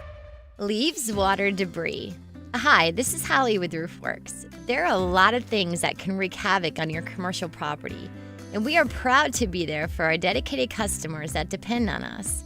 From helping to design and build the roof for new construction, to maintenance, repair, and replacements, we've got the experience that you can count on. At RoofWorks, we don't want to be the biggest, we just want to be the best. Visit us at roofworks.com. That's roof, WERKS.com.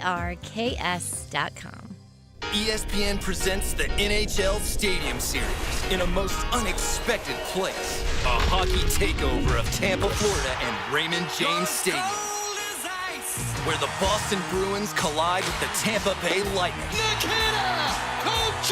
Two teams take their shot at a one-of-a-kind game. The 2026 Navy Federal Credit Union NHL Stadium Series. Bruins, Lightning, Sunday, February 1st at 6:30 Eastern on ESPN and the ESPN app. I'm at a smoothie bar asking people if they'd switch smoothies with me for $574. Oh, I'll switch. So what about $574 if you switch your home insurance to Allstate? That's a headache. Nope, it's painless. Oh, so it's easy money. Yep, check Allstate first and you could save hundreds on quality home insurance today. You're in good hands with Allstate. Not available in every state. Based on the national average annual savings for new home insurance customers surveyed in 2023 who switched to Allstate and reported savings. Savings vary. With Progressive's Name Your Price tool, you can choose the best coverage option for you. Because you know you. Like, you know you can't cook. You're not one of those people who say that they can, but when people come over for dinner, they find out the hard way, you can't. You can't even microwave popcorn, and that's literally just one button. Plus, measuring and patience are huge parts of cooking, and that's just not you. Only you know you. So get coverage options within your budget with Progressive's Name Your Price tool. Progressive Casualty Insurance Company and affiliates. Pricing coverage match limited by state law. My name is Whitney Allen. I am a widow. My husband Ryan died. We never thought in a million years we'd have to use life insurance. The unexpected happened. With Ethos, it is so fast and easy. It's 100% online. You can get a quote in seconds, apply in minutes, and get same-day coverage. No medical exams, and you can get up to $3 million worth of coverage through Ethos. Get your free quote at ethos.com/game. That's ethos.com/game. Time spent on application may vary. Online health questions required.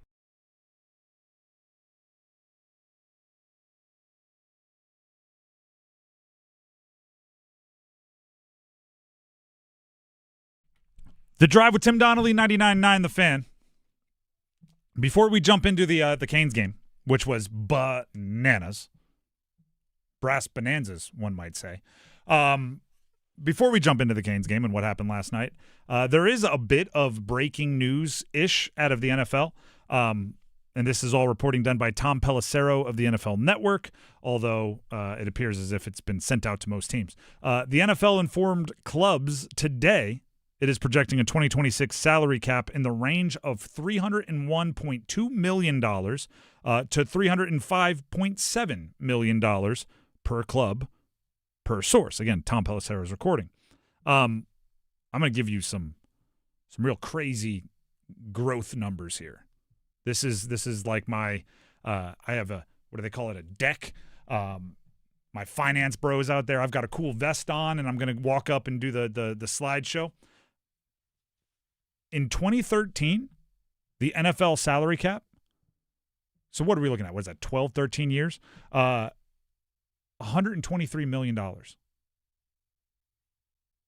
They're now projecting 2026 to be, we'll call it $303 million. We'll just hit right in the middle of the range.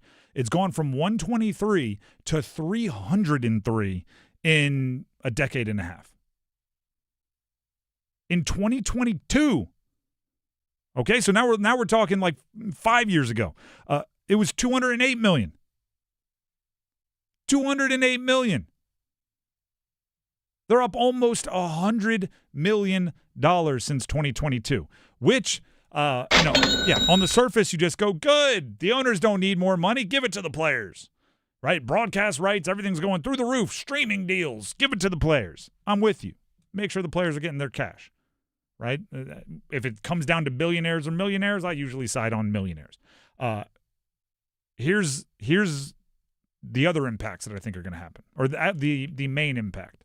When caps rise like this, bad free agent classes happen.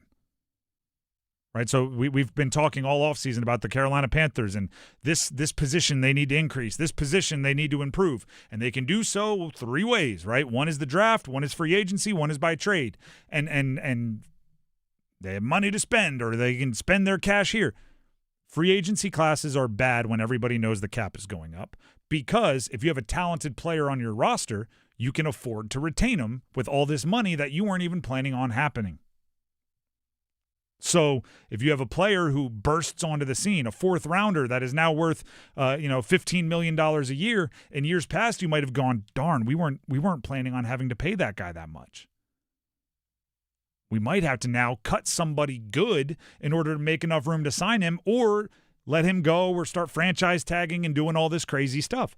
But if the cap randomly, and not random truly, but if it just jumps $20 million, you're like, oh, perfect.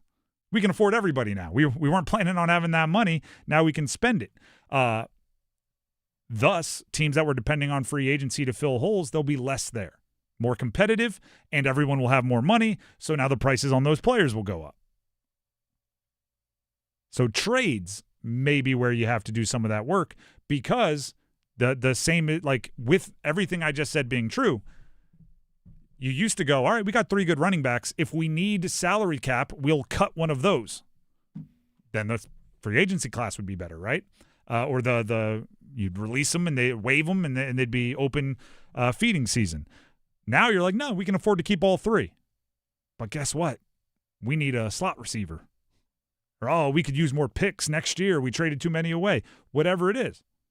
Now, we have 3 running backs. We could use one of those to go ahead and they're all under contract. We can go trade. So it's just a different landscape and market. I took a couple micro and macroeconomics classes in college before I decided I did not want to be a business major. And I know just enough to be dangerous about supply and demand. So you just have to, look for the market inefficiencies elsewhere rather than, probably free agency, which is what you may have been hoping if, it was a stagnant cap or if it went down a little bit, which doesn't happen very often. While we're touching on some notes around the NFL, I just got this from the Associated Press. The NFL will discuss using video review to assess penalties for violations related to player safety that are missed by officials. So they're going to have a discussion in the league meetings or whatever it is this offseason about potentially reviewing for non-calls if it's related to player safety, like injuries resulting from that. Like they note, like face masks are obviously like big ones that the refs miss kind of commonly. Yep. So we'll see. We'll see if they end up going with that. I mean, it's kind of reminds me of when they did the pass interference reviews for like a year in like 2018, 2019. And they decided they didn't want to open up that can of worms anymore, so they decided to switch back and make it non-reviewable again. So interesting to note, just something to keep your eye on as we head towards next NFL season. Here is my official stance, and it's been my official stance on a billion different conversations about replays over the years. I have no idea why they act like it's impossible to put a person or a couple of people with common sense in the skybox where you can watch every replay as quickly as you possibly can and just put a earpiece in the head referee's ear and have that person, meaning the referee, trust wholeheartedly whatever comes through on that earpiece. And they can just buzz down and go, y'all missed a hold, 3rd and 18 on the 27-yard line. Go. And he just jumps on and says, Sky Judge told me there's a hold, 3rd and 18 on the 27-yard line. Jump down and say, nope, you were wrong. He did get 2 feet in bounds. Catch on the 19. I don't know why it can't be that simple. And refs are like, Their pride is hurt that they're wrong. No, admit your job is ridiculous. Admit your job is impossible. And the players are moving way too fast for you to see everything, and you're going to miss calls, and you'd rather have someone fix it. Just be cool with that. Pretend you're a baseball player. You're going to miss it 7 times out of 10 and be A-okay. Luckily, you have a guy an eye in the sky that's going to change things for you. Like, what was it? It was Sam Darnold with the Vikings, right? Where he had darn near had his face ripped off with a face mask. And just no call, and that's how the game ended. And it's just like, that doesn't feel fair. Hey, you guys missed a face mask. Pretty obvious. 1st and 10 on the 15, Vikings ball. You're done. It's that quick.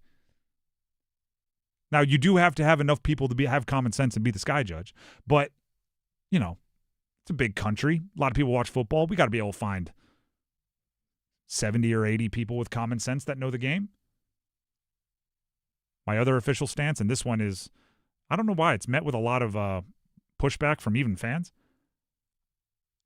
Take 150 refs and make them full-time. Don't make them have to go be a lawyer Monday through Thursday, travel Friday, ref the weekend, and back in the office on Monday. Pay them a full-time salary and give them office hours. Make them have to go in and watch film like everybody else for Monday through Thursday. Get better at their job. Watch their own film. Watch the teams that they have coming up and get ready. Because never mind. I mean, it's so simple, right? Do you know what's every coach or every player's biggest gripe? I was doing that all last week and there were no flags. Why is it where's the consistency? Imagine if a ref watched the games and brought in the head of officials and said, I don't know, last week he never got called for DPI. He never got called for defensive holding. But, every time there was an outside release, he's getting a handful of jersey here. Do you want me calling that or not? And if they go, you know what, yes, we should call that. Then you let the team know, hey, this thing you were doing all last week, got away with it? You're not going to get away with it anymore. Tell them on a Wednesday so they get to prepare. I feel like hockey refs are kind of like that. Like they're pretty conversational with the players, like between whistles. And you see them going up there talking like, hey, like, didn't you see, like, he was giving me a shove in the back, or like he was grabbing my stick. He was like, I didn't see it, or he'll come to you like, hey man, you better watch like your stick, like you're getting up on the hands of that guy. Like next time I'm going to call that. Like I feel like that kind of thing happens a little bit more on the ice than you see in football. I feel like it's a little less conversational. Like every sport, there's good and bad. I think there is conversation amongst refs and NFL players. I think there's conversation amongst most sports, especially with the refs that have been around for a long time. It's just their answers are bad, right? It's no. That's not a penalty. No. He's doing all right. I'm going to let him do it. And it's like, well, last week you didn't. I know it wasn't you, but it's the same league. Consistency. But of course, if a guy's like, owning a roofing company Monday through Thursday and then has to get ready for a football game and no days off and all that stuff, like, yeah, it's going to be tough for them to be good at their job. And the NFL, the salary cap just got bunched up to $300 and something million in 2026. You're telling me they can't afford? I'm saying pay them well. Give them $200,000 each, right? And make it their full-time job to be refs. Give them more than that. I don't know. You got they're printing money over there. All right, The Drive with Tim Donnelly, 99.9 The Fan. I want to get back to the Canes quickly. Last night was a crazy win, right? And it's not the type of win that you want to, have to do often because it doesn't happen often. You're down 2 minutes left, furious comeback, you win the game. Jordan Stahl was talking after the game about memories and stuff, like, he's saved up all of his allowance to go see his favorite band. And he's like, it'll be okay not being able to, put gas in my car for a while because I get the memories of seeing Journey before they broke up. Or like he's that excited. Those games don't happen often, and you better remember them and you better enjoy them. You like that you had the resiliency, but also I think a good part of that allows Rod Brindamore to almost, coach like it's a loss while also getting the win, right? They're now on, a 7-game point streak. They're doing some good things, but that one's going to wake you up a little bit, right? We've talked about, or I don't know if we've talked about it yet. Shane Gostisbehere's night is fascinating to me, right?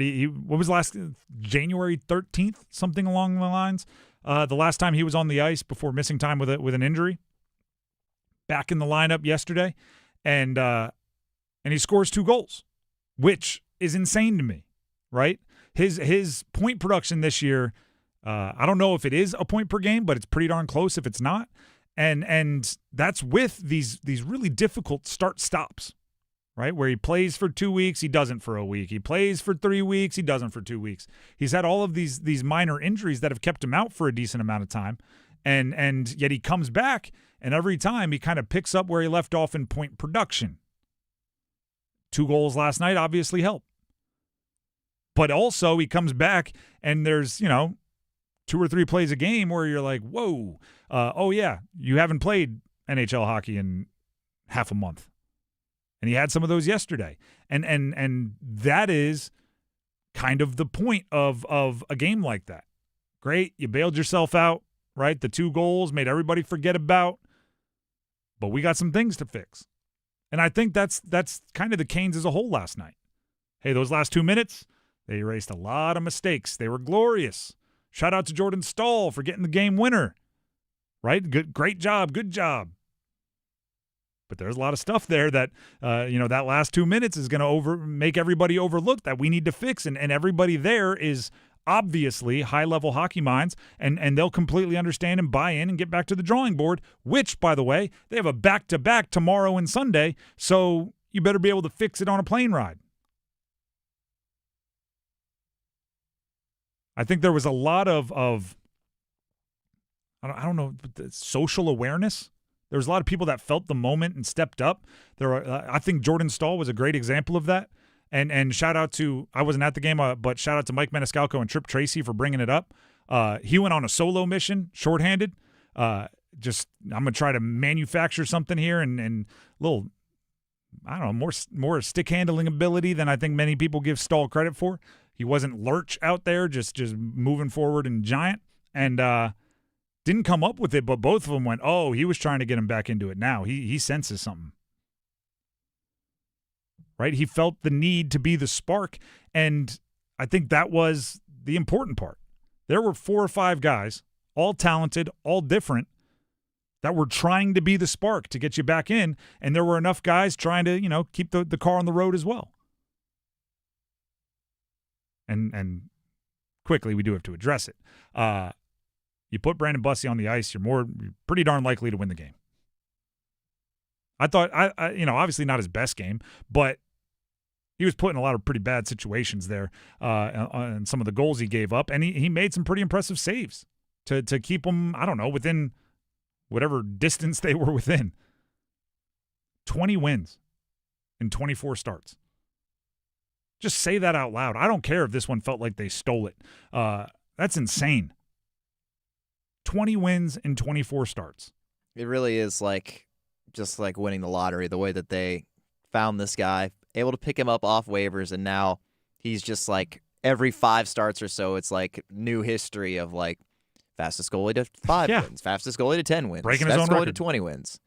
And could he be the fastest goalie to win a Stanley Cup? Ooh. I don't know. I was going to say, I'm sure that record, there's got to be someone that was probably someone they just threw in there in the playoffs. Yeah, exactly. Kind of like Cam Ward. I mean, I don't even think Cam Ward played a ton of games the year that he really came on in the playoffs and ended up winning the Conn Smythe. So he'll probably end up playing more leading into that, but that's because Bussey's. Because I don't think Cam Ward's regular season stats that year were actually anything to ride home about. So Bussey's, it's again super impressive. If you're even putting hey, it's a possibility he could match Cam Ward's run through the postseason, that says everything you need to know about what Brandon Bussey has put on the ice thus far. And what I like now, because I like to put my what you got to know what you don't know, right? I don't know a ton about the schemes and X's and O's of hockey. Didn't grow up playing. So there are many of you out there that know more about the schemes than I do. I try to lean more on what's it like in a locker room and the mental side of things and effort. And obviously, we can all watch goal scoring and go, hey, that was good. I know even less about playing goalie, right? And that's why, I take notes on what Trip Tracy's saying, and I pay attention to what Lundqvist is saying when they play national television. I want to know more about goalie. And seeing again, people that know more about playing the position than I do, talk about what makes Brandon Bussey capable of this run is fascinating to me. And one of the things that I've always liked about Pyotr Kochetkov, and it's why I think I've always kind of leaned towards, if there's a big game, I want the potential special of Pyotr Kochetkov over perhaps the higher floor of a Freddie Anderson over the last couple of years. And Bussey might thread the needle really well based on what I'm reading about Bussey, is the aggressiveness, right? The Canes do so much as a group of skaters, right? Blue liners and forwards playing two-way hockey to limit or like almost funnel the opposing team's goal scorers into disadvantaged situations, right? Sharp angles from distance, they got multiple defenders between them and the goal, whatever it is. And Bussey, it seems like he recognizes exceptionally quickly where those funnels are, and then doesn't say, all right, cool, I'll wait for them to run through it. He's like, no, I'm gonna go stop it now. I'm gonna anticipate the pass, and I'm gonna come out a little bit. I'm gonna right, they call it the swinging bus door when he's throwing his stick back to somebody that's playing behind the net. There's these little moments of aggressiveness, which I really like. It's almost like if you just play the most fundamentally sound you possibly can in front of the goaltender, and he brings a bit of the energy, he brings a bit of the risk, it's a nice balance. And at times, right, when I said I'm a big Pyotr Kochetkov fan, he's just kind of like my style of player as far as personality and a little bit of crazy. When you really like Pyotr Kochetkov, it's similar. And when you get frustrated with Freddie Anderson, I think it's when he's lacking that. Now, again, Pyotr can take it a little too far, right? When he's out near the face-off circle flopping around and he doesn't have his stick and all these other things, that's a little different. So if Bussey can continue to flirt with that line and stay on the right side, I don't think it's, obviously it's not a fluke, but I think you're on the sustainable to fluke spectrum. If on one side you have sustainable, this is how good he is, he's just going to win 20 out of every 24 starts, which is mighty unfair to make an expectation. And the other side is this is a complete fluke and it's going to sizzle and the air is going to be let out of the balloon. I move further away from fluke and further towards this is how good he is, because he has a knack for understanding when to be aggressive and when to dial it back. And again, quite a bit of that I am co-opting from other people that know more about playing goaltender than I do. That's just reading and trying to learn. The crazy thing to me is just like Freddie's this way too. They're big dudes. They're flexible as heck. That's I mean, it might be like, watching a basketball game and going, wow, they jump high and are tall. But goaltender's flexibility baffles me. Long levers. Crazy. I've played 2 games of goaltender at intermediate groin? That's what I would do immediately. No, I sweated a lot. Honestly, I think I sweat more than when I skate for a game. Had a nice 7.5 goals against average. If you listen to Bussey's interviews, he'll tell you one thing about being a goaltender. He says it in most interviews. Got to be a great skater. His dad taught him very early on, you got to be a great skater. They got all the skating lessons, the crossovers, the skating backwards when he was a kid. Before you're a goaltender, you got to be a great skater. And then once, I guess, his dad felt comfortable with his skating ability, woke up Christmas morning to goalie pads, and the rest is history. He told that story on Kane's Corner, Tuesday night. He also, I've heard him tell it a few times on other outlets as well. Got to be a great skater. See, I'm learning. I'm taking notes. I'm trying to pay attention here. The Drive with Tim Donnelly, 99.9 The Fan. You better take notes because next up we have real bold predictions with our guy Max being the judge on this one. He gets to be the bell and the buzzer. But before we get to that, I have something that's not a bold prediction at all. Something that's very, very unbold, whatever the opposite is. You would find something you absolutely love if you go to Bailey's Fine Jewelry and check out the Fox & Bailey Watch Shop. That's so unbold. The Fox & Bailey Watch Shop, it has the pre-owned and vintage Rolex case. It has the pre-owned and vintage Cartier case. It has the Hamiltons, the Norcanes. It has the G-Shock. It has the Timex. It has the Nomos. And if you don't know all of these brands, They run from the most luxury and iconic of watches in the world to something more durable that you can wear while you're working out, right? And you need to go to Bailey's Fine Jewelry even more if you didn't recognize some of them, because that might be the perfect watch for you. The Omegas, the Glacutes, the Blancpains, whatever it is, whatever you're looking for, there's something that fits your personality, something that fits the message you want to make on your wrist. It's one of the reasons I truly love even just window shopping at Bailey's Fine Jewelry, because what I like, you might not, and what you like, I might not, and someone else might not, but when you put it on, it fits your vibe, right? You got to go check it out. You got to go look at them. You got to see what speaks to you. It's all at Bailey's Fine Jewelry, where they have an unrivaled luxury watch experience and all the experts to answer all your questions. When you stop out at Bailey's in their Village District location in Raleigh, that's where the Fox and Bailey Watch Shop and the Omega Boutique is, make sure you say you heard about it from me, Tim, right here on 99.9 The Fan. As promised, up next, we get to real, bold predictions. Don't go anywhere.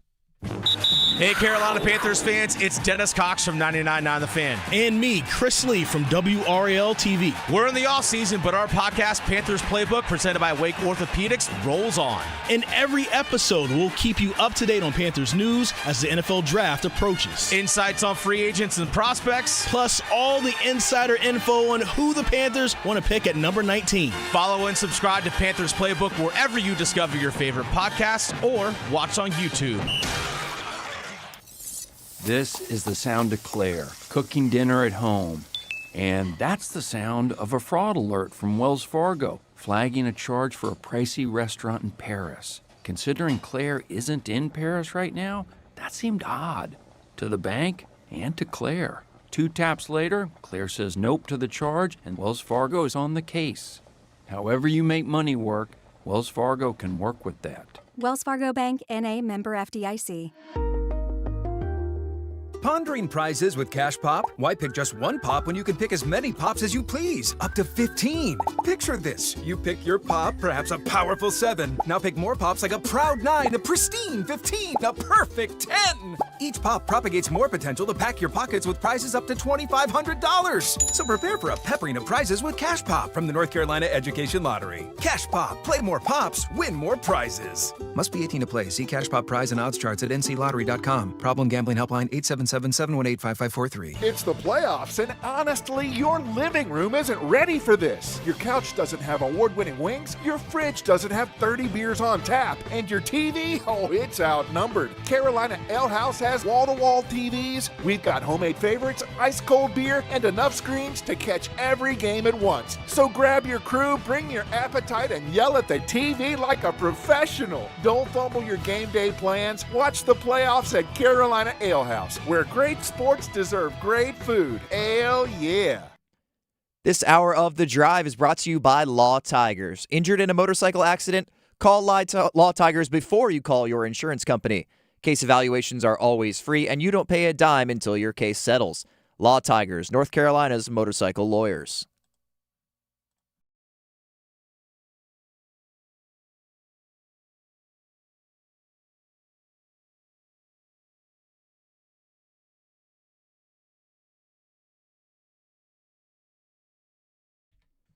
The Drive with Tim Donnelly, 99.9 The Fan. Oh, wow. I thought this was going to be Men in Black. This must be the sample. The Drive with Tim Donnelly, 99.9 The Fan. Don't forget, no overdrive today, so in an hour and 15 minutes, you'll be treated to Wolfpack Weekly with Will Wade, NC State head men's basketball coach, give you insight into what's going on inside their program. Many are pleased with the recent turn of events in their last few games. And for tomorrow, you can catch SMU Louisville, a little ACC basketball action on 99.9 at 2 o'clock, and then Canes Caps following that, as you can catch every Canes game right here on 99.9 The Fan. Canes Kings the next day, that one at home here in Raleigh. Weather permitting, although I assume they'll get it in. The Drive with Tim Donnelly, 99.9 The Fan. With that being said, there's only one thing left to do this hour, and that's get to real, bold predictions. They don't do that anymore in Actually, I don't watch a ton of modern game shows, but I used to like the crowd chant, real bold predictions, wheel yeah of fortune. I feel like in the 90s, every single game show had something that they made the crowd chant, or at least scream, right? Like a no whammies, no whammies, no whammies, or I don't know. What do you think I should bid? And then 1,400, 11.99, 1,400, and it just like now it's everybody just sits and watches. $1, Bob. Yeah, yeah, exactly. We need a good crowd involved game show. The Drive with Tim Donnelly, 99.9 The Fan. They used to poll the audience on Who Wants to Be a Millionaire. You literally had a little button you could press to decide. They always had the best dramatic music. And Regis would step in. Oh, goodness. The Drive with Tim Donnelly, 99.9 The Fan. Real bold predictions. Not a game show, but it is a battle of wits. I'm going to make what I think is a bold prediction. Only in most shows, they don't have a checks and balances, right? I could sit here and say, I think the Canes are going to score at least 1 goal tomorrow against Washington. And they'd be like, bold, whoa. And then they'd come in on Monday and say, nailed all my bold predictions, got them all right. Even though they're all minus 10,000. So we've installed a checks and balances system. We have the bold enough bell, which sounds like this. There you go. And we have the not bold enough buzzer. If I hear a buzzer after one of my bold predictions, I have to make it bolder on the spot until I hear the bell. It is the true checks and balances. We'll start, since I used the Canes as an example, we'll start with a couple Canes games over the weekend. Canes at Washington, Saturday. Nikishin scores a goal. All right. I honestly, the logic behind this is how many more times are the Canes going to play Alexander Ovechkin in history, right? When he's in the building, when he's watching, when he's hanging out. And I think the Russian players do kind of look up to that guy. I think he's kind of a national hockey hero. So I was going to say Svech, but then I was like, I think to make it bold, I might have to say he scores like 8 goals based on how he's playing. So I went Nikishin. And if you didn't give me bold enough, do you know what was going to be my pivot, my extra? Yeah, what was it? I was going to try to put a miles per hour on it. He had another one last night. I think it was Tripp, may have been Mike Meniscalco. Said it was 94.5 or something like that miles per hour. So I was going to go like 92 or more miles per hour on the goal. I think he could let it fly a lot more. Like, he needs the Brett Burns level green light. Just shoot the puck, because he is a howitzer of a shot. And no one's going to, if you decide to block that, like, okay, now you're laying down on the ice for the next couple seconds while you try to, regain feeling in your lower leg. Yeah, figure out if the rest of your leg's still there or if it was blown off. Which plays into my bold prediction, right? If there's ever a time where he's going to go, well, if it's close, I'm letting it fly, it's when Ovechkin's watching. I also have, in that same game, Canes at Washington, Aho scores a goal. 12 games he hasn't scored a goal. How is that not bold? I'm asking for something that hasn't happened in like a month. Scores. He's really due. So okay, so it's not bold. Do I have to go 2 goals?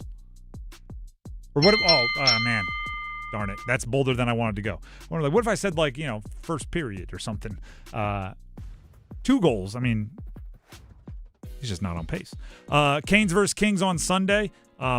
I'm assuming, do we know if Bussy is expected to be in net on Saturday or Sunday? Freddie Anderson was in the starter's crease at practice today, so he's expected to start tomorrow. Give me a Bussy shutout on Sunday. Thank you. And just to keep it going, give me a Svech hat trick on Sunday.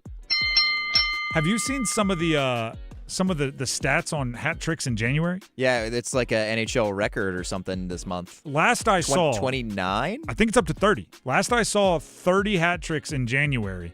So and Svech has one of them, but I think he gets February 1 with another, just to be like, ha, beat you to it, right? His one in January is not as special because kind of everybody did it. So now he's going to get one to start January. You just got to pour in 10 more to get that second 30-goal season for his career. Who knows? Maybe get 35. Maybe even who knows, 40. I mean, if he gets 20 goals in the last 20 whatever games. It's only bold.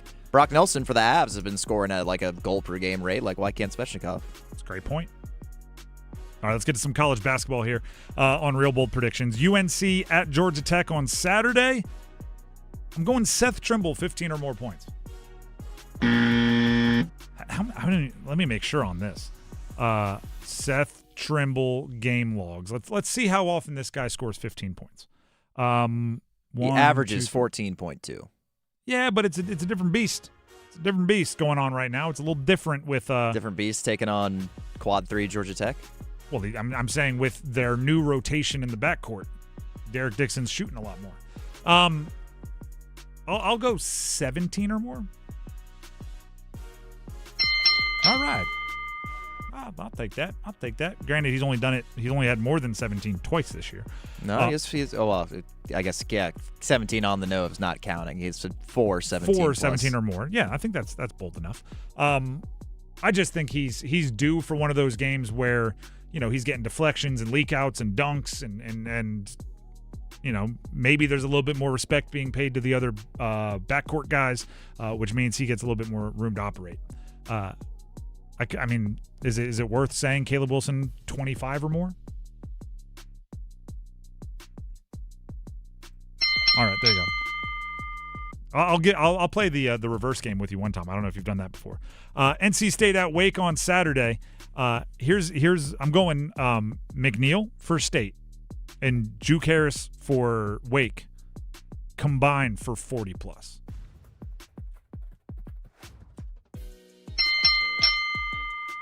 I'm thinking something like maybe 24 for Juke, 16 for McNeil, 3 or 4 threes mixed in there for McNeil.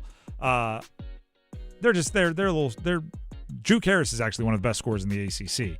McNeil's a little streaky. I see it being a day where he gets things rolling early. That game bumped up to noon, by the way. Duke at Virginia Tech on Saturday. This one also at noon, I believe. Right? Yeah. Give me Big Pat. Gongba scores 15 or more. Perfect. And also, Caden Boozer scores 10 or more. Caden. There you go. I'm going to make this a game for State and Duke because both of them have 2 guys, State maybe 3 in a good world for them. They have a few consistent scores, right? For Duke, obviously, it's Cameron Boozer and probably Isaiah Evans. For State, it's Copeland and Lubin, and then they hope Williams also gets some more of that consistency. But they also usually have 1 or 2 others that kind of have big games. I think that's the game to play if you're watching, right? If you have a horse in the race, you bet on the team you want to win and you root for it. But if you just want like an added challenge for those 2 teams, try to pick like for State out of Holloman, Abel, McNeil, like who's going to have 10 or more? Like that is the game. And for Duke, it would be maybe Caden Boozer, Dame Sarr, Hemenia. Exactly. Like maybe Gongba would probably have to go like 15 or more because he's a little bit more of a scorer. The secondary scoring on like where does it come teams from? Both teams have done a good job at finding somebody each game when they're playing well. You could even go Carolina, like if you're going like Derek Dixon or Jaden Young or Stevenson. Depends on the game. Very, very good. I agree. But also they have games, at least they did, over the last 6 or 7, where it was Wilson, Vasar, and nobody, which that becomes – so I guess it's like spades, right? I guess you could pick nil. You could say nil if you wanted to be just a negative Debbie Downer. Sportsbooks allow you to bet unders for true. now. Yeah. Prediction markets allow you to do darn near anything. That's what's – anyway. I have $50,000 on exactly 6 inches of snow this weekend. Because I have a buddy in the meteorology world that is tipping me off. Paul McNeil is my pick for State this weekend against Wake. I think he's kind of that guy that catches fire and is their extra scorer. And I'm throwing Caden Boozer off the bench for Duke just because he has 12 every now and then. A lot of floaters in his game, which is an interesting part. So that's what I'm rolling with. And feel free to play that game amongst you and your friends. May have been some drinking games in college where you watch a basketball game and everybody gets assigned a player. Usually not the guy that's going to have a triple-double but it's, score a point, rebound, assist, take a drink, that kind of deal. It's not bad as long as you're not picking like Jokic. The Drive with Tim Donnelly, 99.9 The Fan. Back then, wasn't Jokic. I'm older than that. That's real bold predictions here on The Drive. That was pretty good, pretty solid. And I didn't end up giving you the reverse game. Maybe we'll do that later on. Coming up next, we have the starting five here on The Drive, getting you ready for Friday at 5. That's right. The show is live. We'll be back. Might just eat some chives. We'll be back. I got Happy Gilmore there. We'll be back in less than 5. Stick around. Finally. Yes, finally. There's an app for 99.9 The Fan. Finally! Listen to your favorite hosts, your teams, and live sports action. Touchdown, Philadelphia! They are destroying the Chiefs! And every podcast episode at your fingertips, anytime, anywhere. Available for Apple iPhone and Android phones. Download the 99.9 The Fan app today. Powered by Aspire Money Management. It's bow time. A leg and thigh dinner from Bojangles for just $6.99. Leg and thigh dinner from Bojangles for just $6.99. So crispy. And juicy. And juicy. So much flavor. Stop it. What are you doing? What? You expect me to get this delicious deal and not say anything? You're unbelievable. You're unbelievable. With a boldly seasoned leg and thigh, choice of fixin', a biscuit, and legendary iced tea, it's a deal so good it's worth repeating. So eat and repeat while it lasts. It's bow time. There's no time like bow time. And there's no time like now to stop what you're doing and join with the K-Yow Cancer Fund in the fight against all cancers affecting women. I'm Jenny Palmentier, CEO of the K-Yow Cancer Fund. From now through January 31st, Triangle Area Bojangles will donate all proceeds from Bowberry biscuit sales to the K-Yow Cancer Fund. Just buy a Bowberry, do some good, and get something good. So what are you waiting for? Hurry, it's bow time. Canes hockey is back. Grab an ice cold Surfside to enjoy while you cheer on your Canes. Only 100 calories, 2 grams of sugar, and 0 bubbles, so easy to sip and enjoy. It's not a seltzer, it's Surfside. Official hard tea and lemonade of the Carolina Hurricanes. Must be 21. Please drink responsibly. At First Carolina Bank, we pride ourselves on building relationships and doing the day-to-day things in banking extremely well. Experience the First Carolina way for yourself or your business today. Visit firstcarolinabank.com. First Carolina Bank, member FDIC. Organize easy. Organize tough. Customize your work truck or van with Upfit Solutions from Van Products. Steel and aluminum shelving, toolboxes, data files, cabinets, drawers, conduit carriers, ladder racks, everything safe and secure. Everything built as unbreakable as you by Adrian Steel. Backed by the best warranty in the business. 3 years, 36,000 miles. Everything custom installed by Van Products so you know it's done right. From a single work rig to a fleet. Choose custom installed Upfit Solutions from Van Products. I'm attorney Brian Ritchie. Getting hurt in a car wreck comes with all kinds of stress and frustration. But when you call me, I'll be on top of all of it. So all you need to worry about is getting better. If you've been injured in a car wreck, I'm on top of it. Contact us at ritchielaw.com. Broadcasting live from the Lenovo Studios. WCMC HD1 Holly Springs. 99.9 The Fan. The Triangle Sports Leader. I'm WRAL meteorologist Amy Wilmoth. It's cold out there today, but dry. And then we'll start to see a little bit of light snow overnight tonight. The bulk of the snow with this winter storm looks to come Saturday afternoon and Saturday evening. 3 to maybe 6 inches of snow is possible. It's cold all day Saturday with highs in the mid-20s. 5 o'clock check of your money. Dow Jones closes down 179 points to 48,892.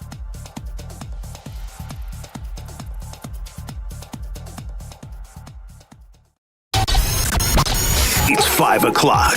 Time to serve up the biggest sports stories of the day. Here comes your starting 5. The Drive with Tim Donnelly, 99.9 The Fan. Happy Friday, everybody. Friday at 5 o'clock. Thank you for starting your weekend with us. I haven't said a lot of this because, quite frankly, I don't know a lot about it, but expected weather this weekend, snow and things in the area. I'm tons of ice, no ice, tons of snow, no snow. I don't know. All I know is be aware and be safe out there, everybody. If you don't think it's safe to drive, don't drive. If you slip and fall on the ice, call for help. I don't know. But if you get some nice powdery snow and there's a hill nearby and you have children, go make some core memories. You know what I mean? Go flying down that hill, build a ramp, do something cool. That's the only bit of advice I got. I've been told that it's not going to be good snow for snowballs. I don't know how the heck they can predict that. What a shame. But good for sledding is what I was told. Hopefully that's true. The Drive with Tim Donnelly, 99.9 The Fan. That is not quite yet the starting five because we're about to get started. The starting five is brought to you by Ritchie Law Firm, injury lawyers. Ritchie Law is on top of it. Go to ritchielaw.com, RICCI law.com. As always, the starting five starts with number 5. Count them. 1, 2, 3, 4, 5.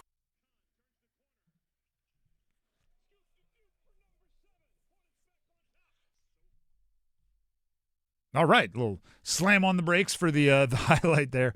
But keep the hype rolling for that game. The Hornets beat the Mavericks last night, 123-121, which is important, right? That is a win for the Hornets, and they're on a little bit of a hot streak. We'll talk about that in a second.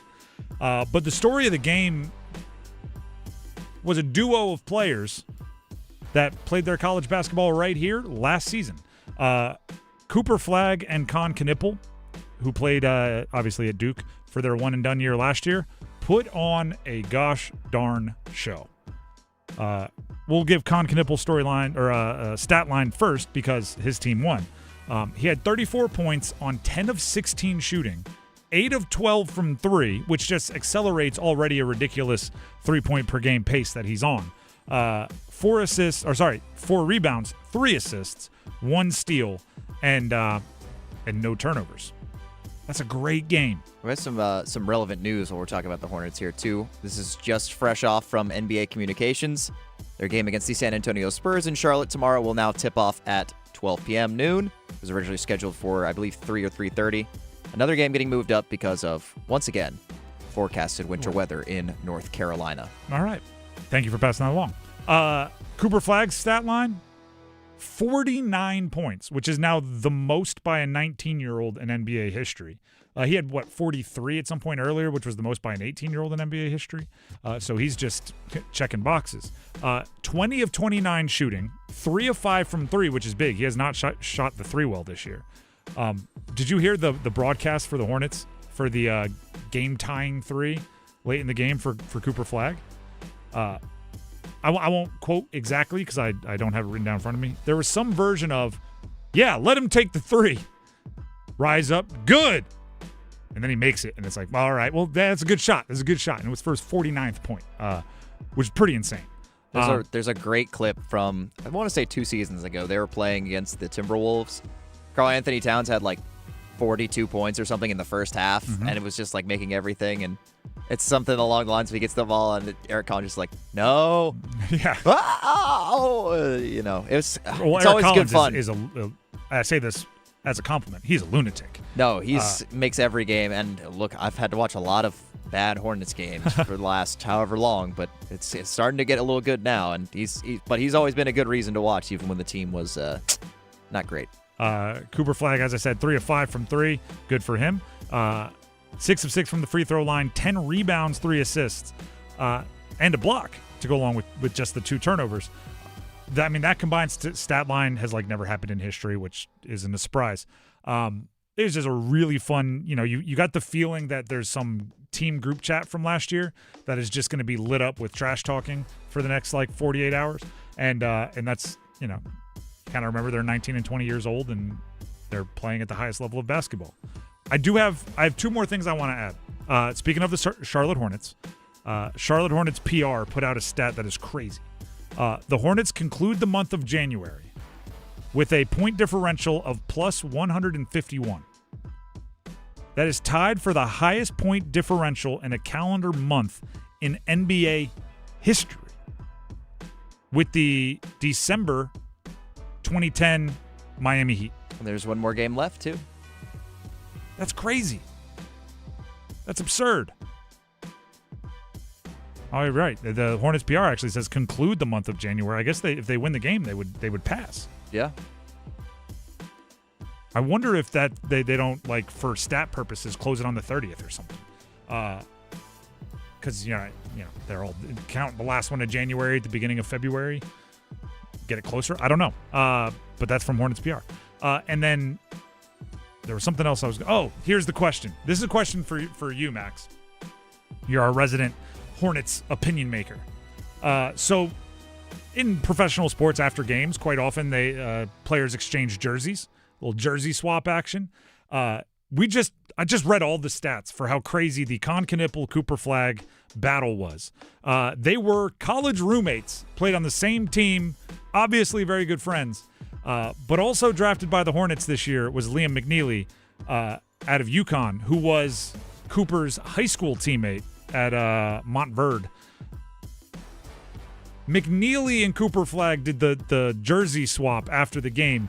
It felt like a moment where Knippel and Cooper Flag should have done the jersey swap. And I'll get you next time, Liam. I don't know. Is it a party foul by McNeely? Not to, maybe they agreed on it weeks ago. And I don't know this for sure because I don't really watch preseason, but apparently Knippel and Flag did a jersey swap when they played in the preseason. Yeah, okay. Then you know what I'm doing there? I'm going like, hey, McNeely, I'll give you the one from preseason. We're swapping these. We just combined for 80-something points. We shot 70% as a duo. Like, I kind of want him to write that on the thing. 49 points, and I lost to you. Signed Cooper. They'll play each other again. I don't know, but that's the crazy part. They're 19, 20 years old. They might never, they could be like 10-time All-Stars, and I'm not saying they will or won't. They could be 10-time All-Stars and never play that well against each other ever again. It was that kind of game. That's number 5. Let's get to number 4. 1, 2, 3, 4, all together. Nice sound. All right, I'm going to give everybody a peek behind the curtain here. We were setting today's starting 5. I try to watch as much sports as I can. I've never really gotten into tennis. A few times I've watched the Grand Slam finals, if it's Nadal, Federer, or Andre Agassi, Pete Sampras, something like that, the Williams sisters. But Max asked. He said, "Hey, can we please in the starting 5 work in the Australian Open?" And I said, "Of course. I'm just going to set you up." So Max, there you go. Promise delivered. Take it away. Yeah. So I mean, the set of semifinals, the men's semifinals for the Australian Open, was just like cinematically like great. So the whole tournament has been favorites rolling over underdogs, straight sets, like no drama. It's been pretty boring, honestly, and especially if you have to stay up late to watch because it's in Australia. They're 16 hours ahead, so the times are wonky. But so you get to the semifinals now, and obviously Alcaraz and Sinner are there. They're the top 2 in men's, and Alcaraz is facing Alexander Zverev. So that was the first game. Started around 10:30 last night. I got back from my hockey game at like 12:30, and they're at the end of the second set. Carlos Alcaraz won the first 2 sets, best of 5 in a Grand Slam. And then as he gets towards the end of the third set, he starts cramping, like grabbing his leg. And for a second, people thought he might have to retire the match. And he was like 1 game away, I think, from winning the third set. I think it was up 5-4. He stays in. Zverev ends up winning the next 2, so it goes to the decisive 5th set. 5.5 hours later from the start, eventually Alcaraz wins in a 5-setter, absolute thriller.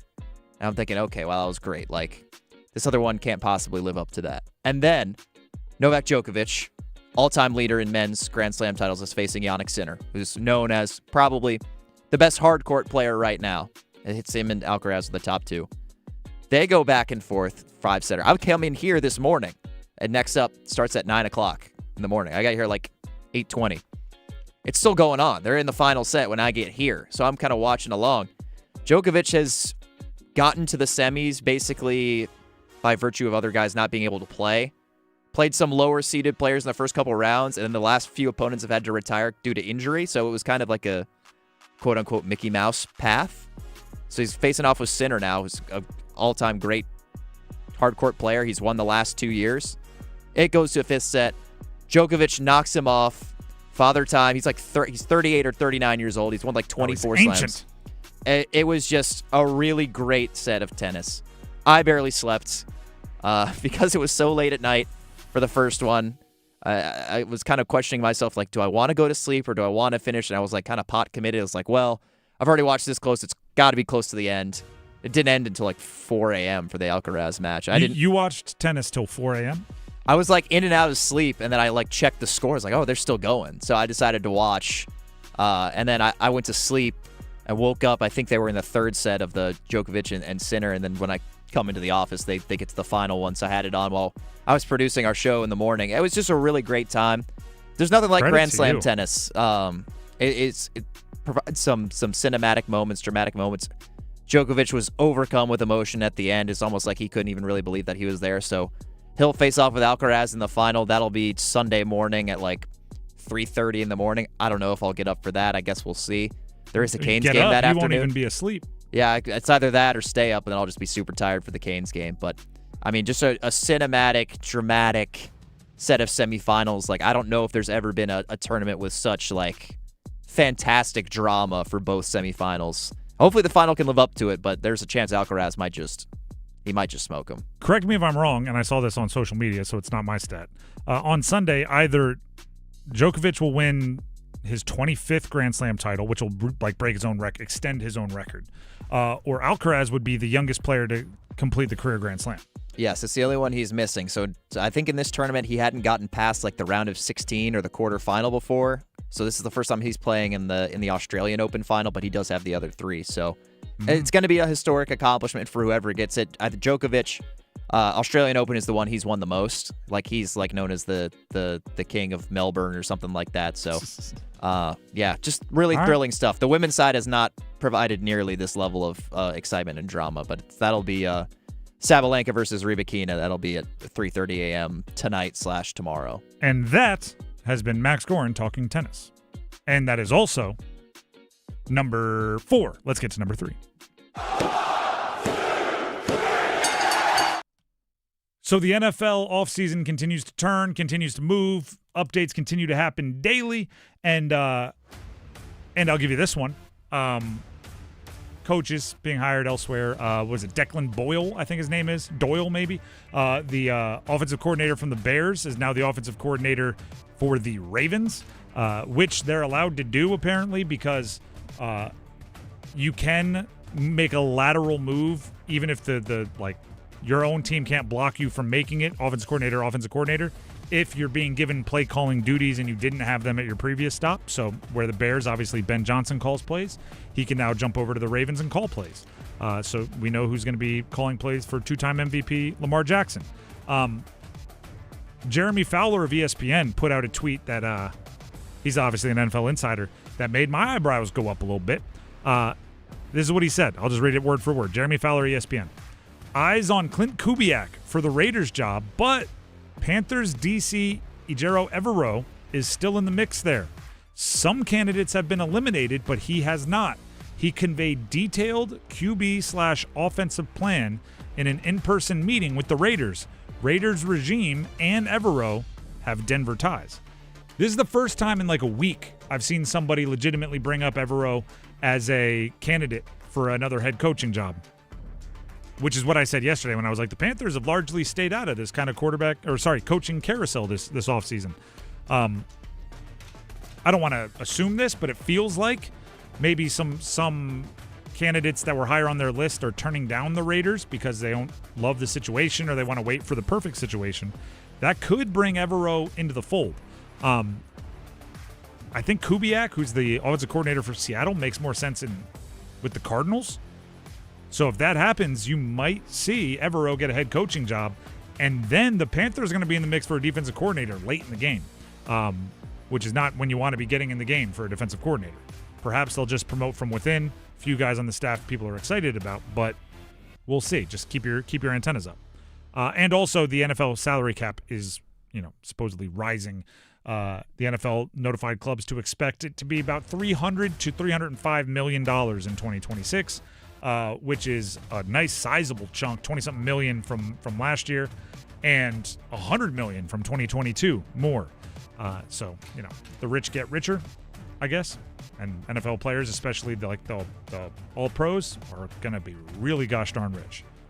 I'm not exaggerating when I say this. I think within 10 years, maybe sooner, maybe I'm slow playing it, a quarterback in the NFL will get a contract for $100 million a year. I think it's inevitable. $100 million a year. It's probably not even as far away as we think. I mean, the NBA already, Luka's next contract by the end could be 80-something million a year. If he maxes out and he, chases the money as much as he can. I think if a Mahomes, Allen, Jackson, or even maybe, Drake May in 2 years, if he keeps playing the way he's playing, wants to max out the money, I think you might be looking at close to $100 million a year based on the cap. That's insane. That's also number 3. Let's get to number 2. Just the two of us. Stevenson, left alone, left side 3. Count it! Stevenson again! UNC at Georgia Tech on Saturday, men's basketball. That's a 2 p.m. game. NC State at Wake Forest on Saturday. That's a noon game. Duke at Virginia Tech men's basketball on Saturday. That's a noon game. I'm not saying they're going to. I don't know what the weather's supposed to be like in Georgia Tech. But last week it was really good for the Triangle that they all played at noon on Saturday. And it was funny because they all kind of followed the same. Obviously, the wins were against differing teams and they were by differing margins. But I thought all 3 teams kind of slow played it in the first half, then punched it in the second half. So, I don't know. Like when they play at the same time, they're all in the same kind of wavelength. I don't know. For UNC at Georgia Tech, it's an opportunity to keep building on their last 2 games, right? They had those games that were a little bit rough. Notre Dame played well, obviously got a massive win on the road at Virginia, then had essentially a week off. That's really important for them, right? Not only did you improve, but now you get time to figure it out, get a little rest, dive back into their ACC schedule at Georgia Tech on Saturday. Did you see the mic'd up of Drake May with Josh McDaniel? So McDaniels walks over. This is during their most recent playoff game, right? Weather, snow. Drake May ended up throwing for like 86 yards, so it wasn't his best game. And Drake May was like it's hard. He was extremely vulnerable on the sideline of an NFL game, saying like, dude, this is hard. And McDaniels gave him a little pep talk, I guess, not a pep speech, pep talk. He was like, listen, yeah, it's hard. But for the next 6.5 minutes, if we pull it off, it's going to be some of the most rewarding moments of our career. Like, let's go. Reportedly, Hubert Davis, who played with or was on campus at the same time as Mark May, the dad of the May clan, the patriarch, and then coached, obviously, the older brother Luke May on the staff at UNC, showed that clip to his team and said, like, yeah, look at this. Drake May is admitting it's hard, and you got to find a way, and that's what's rewarding. And I think that, it's a good message for a team that just went through a tough stretch on their schedule and didn't play great and came out on the other side. It's like, yeah, didn't play great. We had to do the hard stuff. Had to be honest with ourselves. Had to work hard. Got to go in the right direction. We got to keep doing that. State at Wake, as far as messages from coaches, I think Will Wade's been pretty blatantly trying to make sure his team has edge.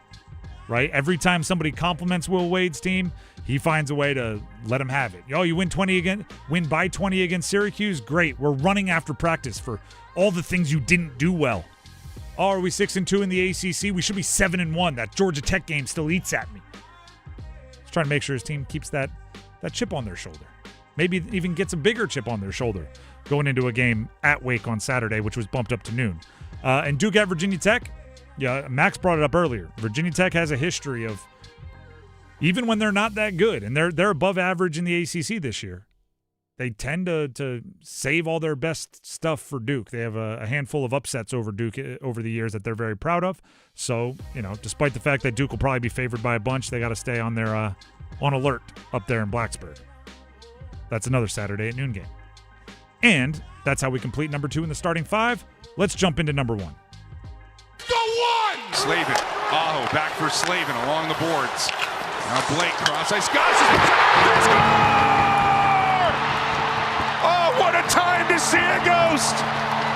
We're tied at 4 with 1:27 left here in the third. Cue the band.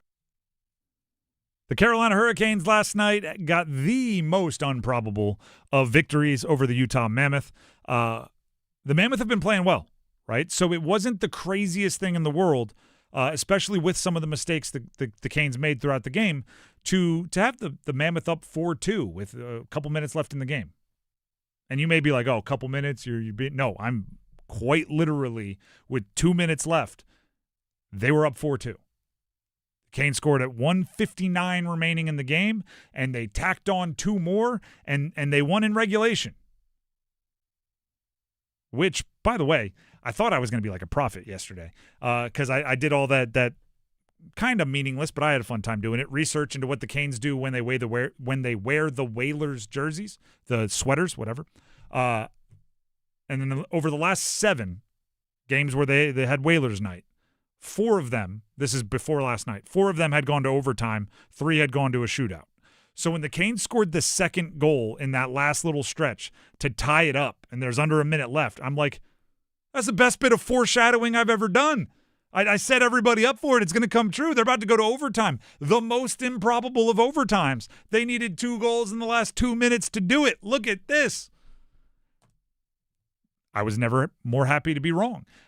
Stahl scores, right? The captain, storybook stuff. Scores the goal, whatever it was, like 30 seconds left. They hold on to win the game, 5-4, and celebration begins, right? It immediately becomes a game that you talk about, right? It immediately becomes a game that is etched in your memory where when you're talking about this season, especially if this team can go beyond the heights of previous Canes teams of this era, right? If this core finally gets through an Eastern Conference Finals into the Stanley Cup final, if they can hoist the cup, right? If they become one of those teams and you're talking about this season, you're going to remember this one. And it's going to be a touchstone, right? A checkpoint where you're going, that's where we knew. Right? Retroactively, 2020 hindsight, will be going, remember Whalers night? That's where they showed the spirit of a champion. And I knew from that point forward, they were destined for greatness. Nobody's saying that right now, but we'll rewrite history. If you win, you get to rewrite history. Victor gets to put a pen to paper. They're saying it into the mic so they can use the clip for the DVD. Exactly. And they do. When they won that game last night against the Whalers, that's when I knew I think this team is something special. They didn't win it against the Whalers. They were the Whalers. When they won that game last night in the Whalers jerseys against the Mammoth, man, that's when I knew this team was special, man. I think we got something here. Yeah, you want it? All right, let's do it for real.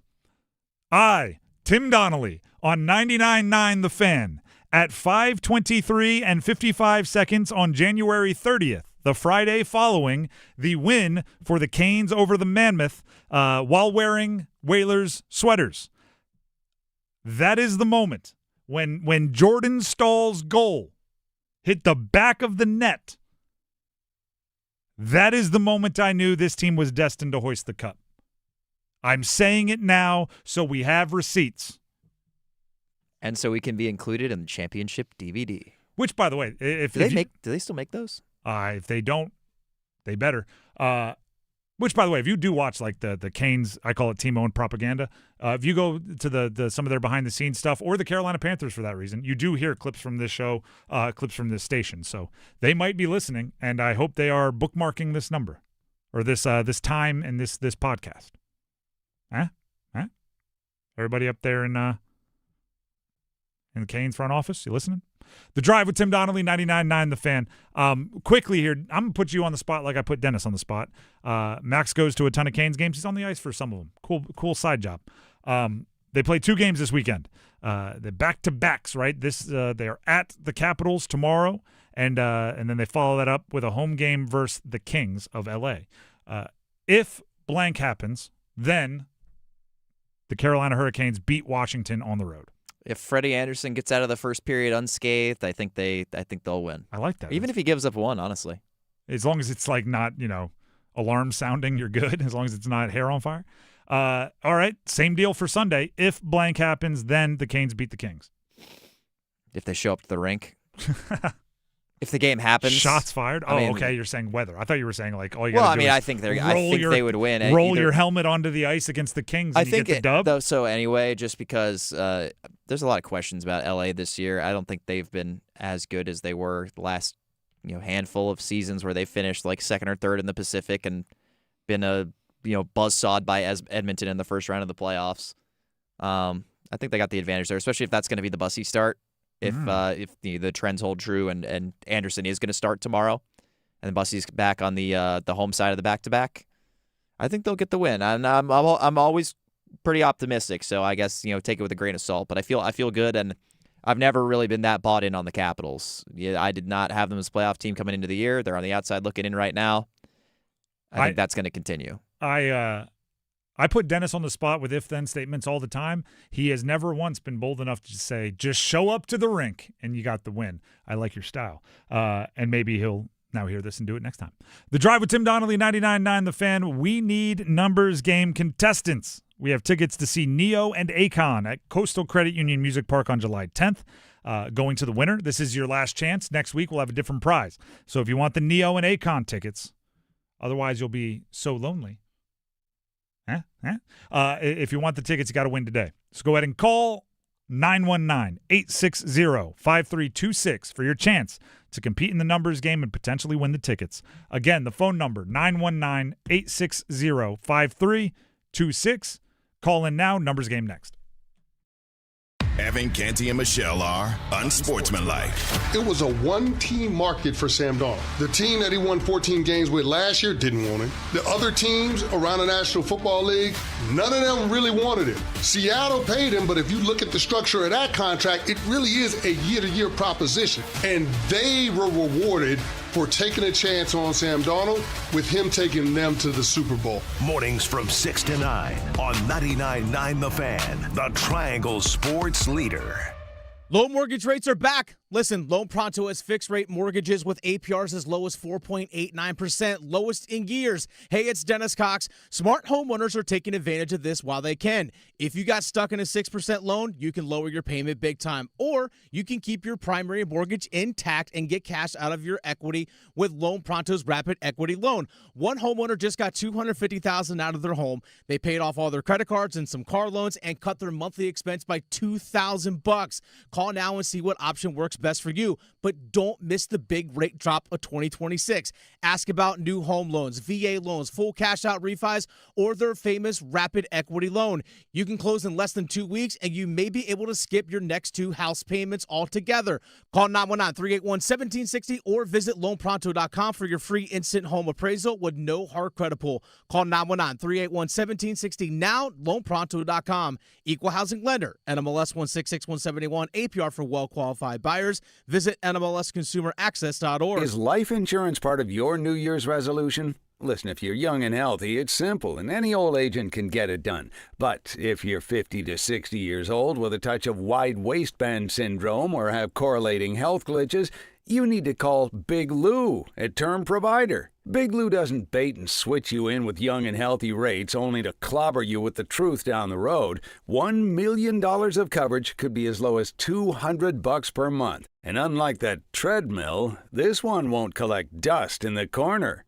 Call Term Provider, speak with Big Lou, and find out how much he can save you on your new $1 million life insurance policy. Start this year off with peace of mind by calling Big Lou at 800-444-2013. 800-444-2013. Remember, Big Lou's like you. He's on meds too. For affordable term life insurance, call 800-444-2013 or biglou.com. It's the playoffs, and honestly, your living room isn't ready for this. Your couch doesn't have award-winning wings, your fridge doesn't have 30 beers on tap, and your TV, it's outnumbered. Carolina Ale House has wall-to-wall TVs. We've got homemade favorites, ice-cold beer, and enough screens to catch every game at once. So grab your crew, bring your appetite, and yell at the TV like a professional. Don't fumble your game day plans. Watch the playoffs at Carolina Ale House, where great sports deserve great food. Ale, yeah.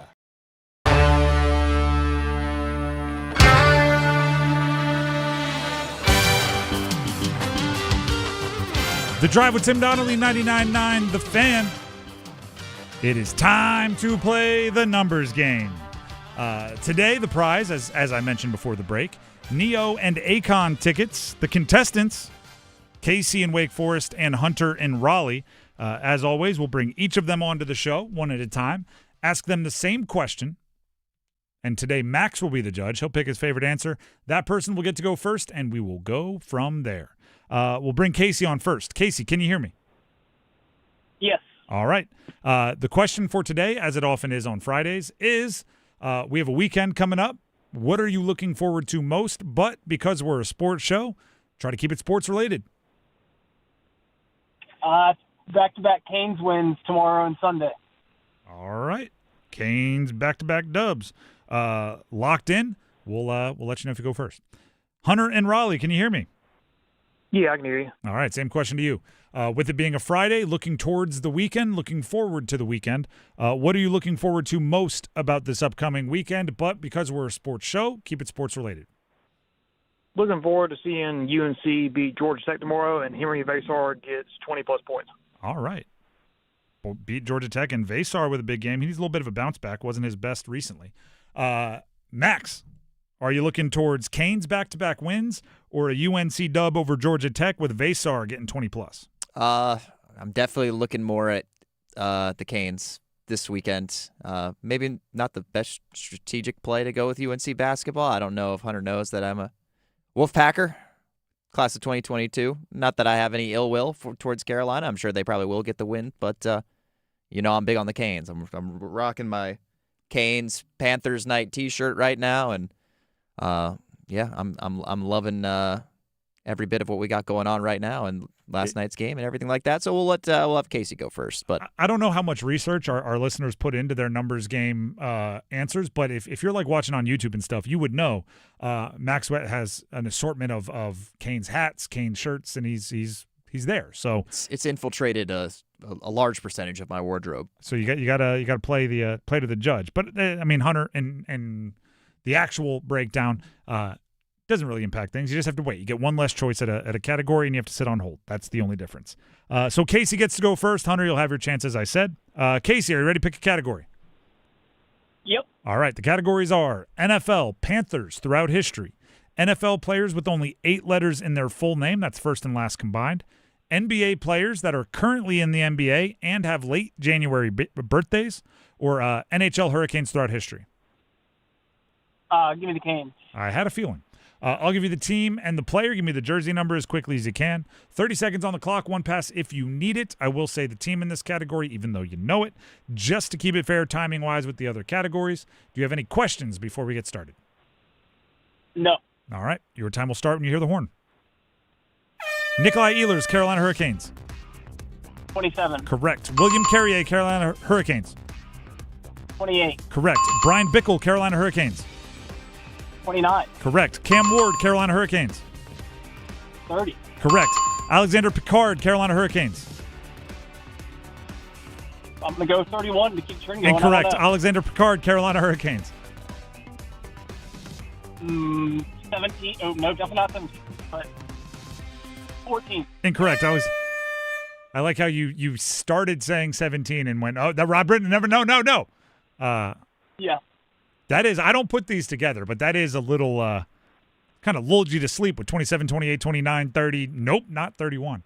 But you did get 4. That's a solid showing. 4 will be the number to beat. Go ahead and stay on the line, and we'll see if it holds up.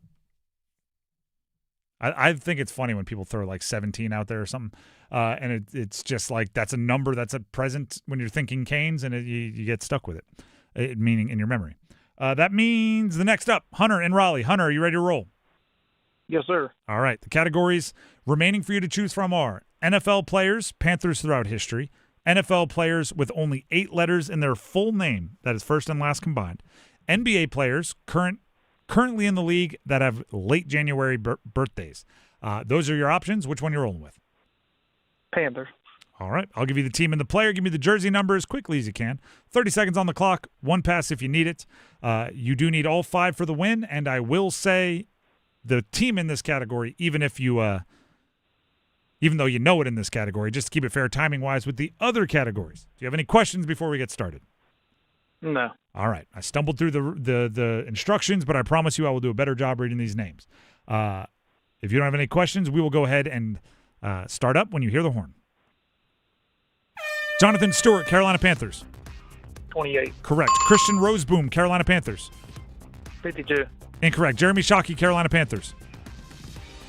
83. Incorrect. Christian Roseboom, Carolina Panthers. 53. Incorrect. Jeremy Shockey, Carolina Panthers. 84. Incorrect. Christian Roseboom, Carolina Panthers. Pass. John Casey, Carolina Panthers. 4. Correct. Chris Harris, Carolina Panthers. 14. Incorrect. Jeremy Shockey, Carolina Panthers. 85. Incorrect. It was good. It was a good run. You heard them all. It was well strategized. Sometimes you just don't got the numbers. They don't come into your brain. Stewart 28, Roseboom 56, Shockey 80, Casey 4 as you said, and Chris Harris 43. Those are the numbers. Unfortunately, not enough for the win, but hopefully you had some fun. Thank you. All right. And we'll see if your prediction on Vasar is correct. That means the winner is Casey. Casey, congratulations. Thank you. All right. You got the win. Go ahead. What was the one I missed? Picard was 45 is the number we were looking for. Okay. That's I don't know if that's Paul who set that up. That's a nasty, dirty way. He played 9 games for the Hurricanes and had 0 points.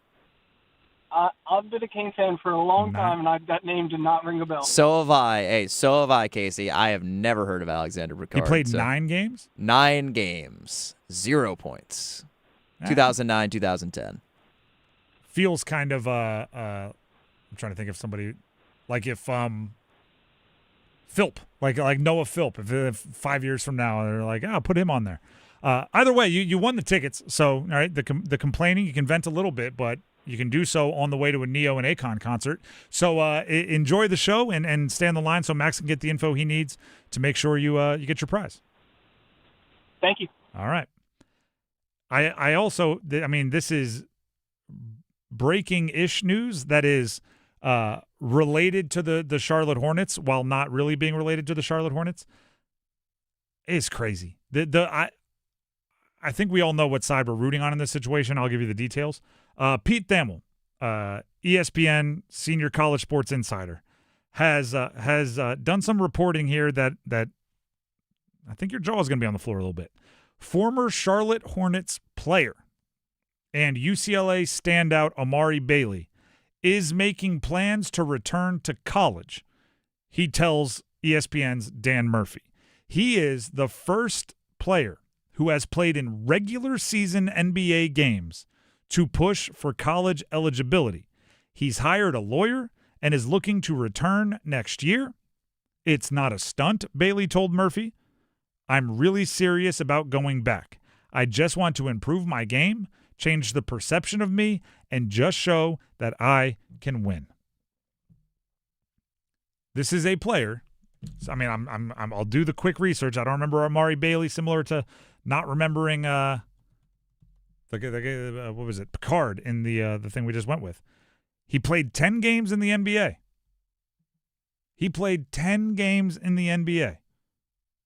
And now he is asking to go back to college. Goodness gracious. He has wondered if there's a way back to the NCAA since the day he was drafted in 2023, according to the article on ESPN. He said he made some mistakes as an 18-year-old freshman and left UCLA with a lot to prove left on the table. Played 1 season at UCLA. Entering the draft, he was selected in the second round. He played in 10 games for the Hornets during his rookie season on a 2-way contract, spent 2 years in the G League before being cut over the summer. He is lawyering up and trying to go back to college. Amari Bailey, former Hornet. Maybe he can be just like Najee and go average 2 points a game for somebody. Well, or Bediako, who signed NBA contracts and is playing for Alabama and is being more of a contributor. If you're asking about stats, in the 10 games he played for Charlotte, he averaged 6.5 minutes. He went not very great from 3, not very great from the field. Did average 1 rebound, little over half an assist, little under half a steal, and 2.3 points.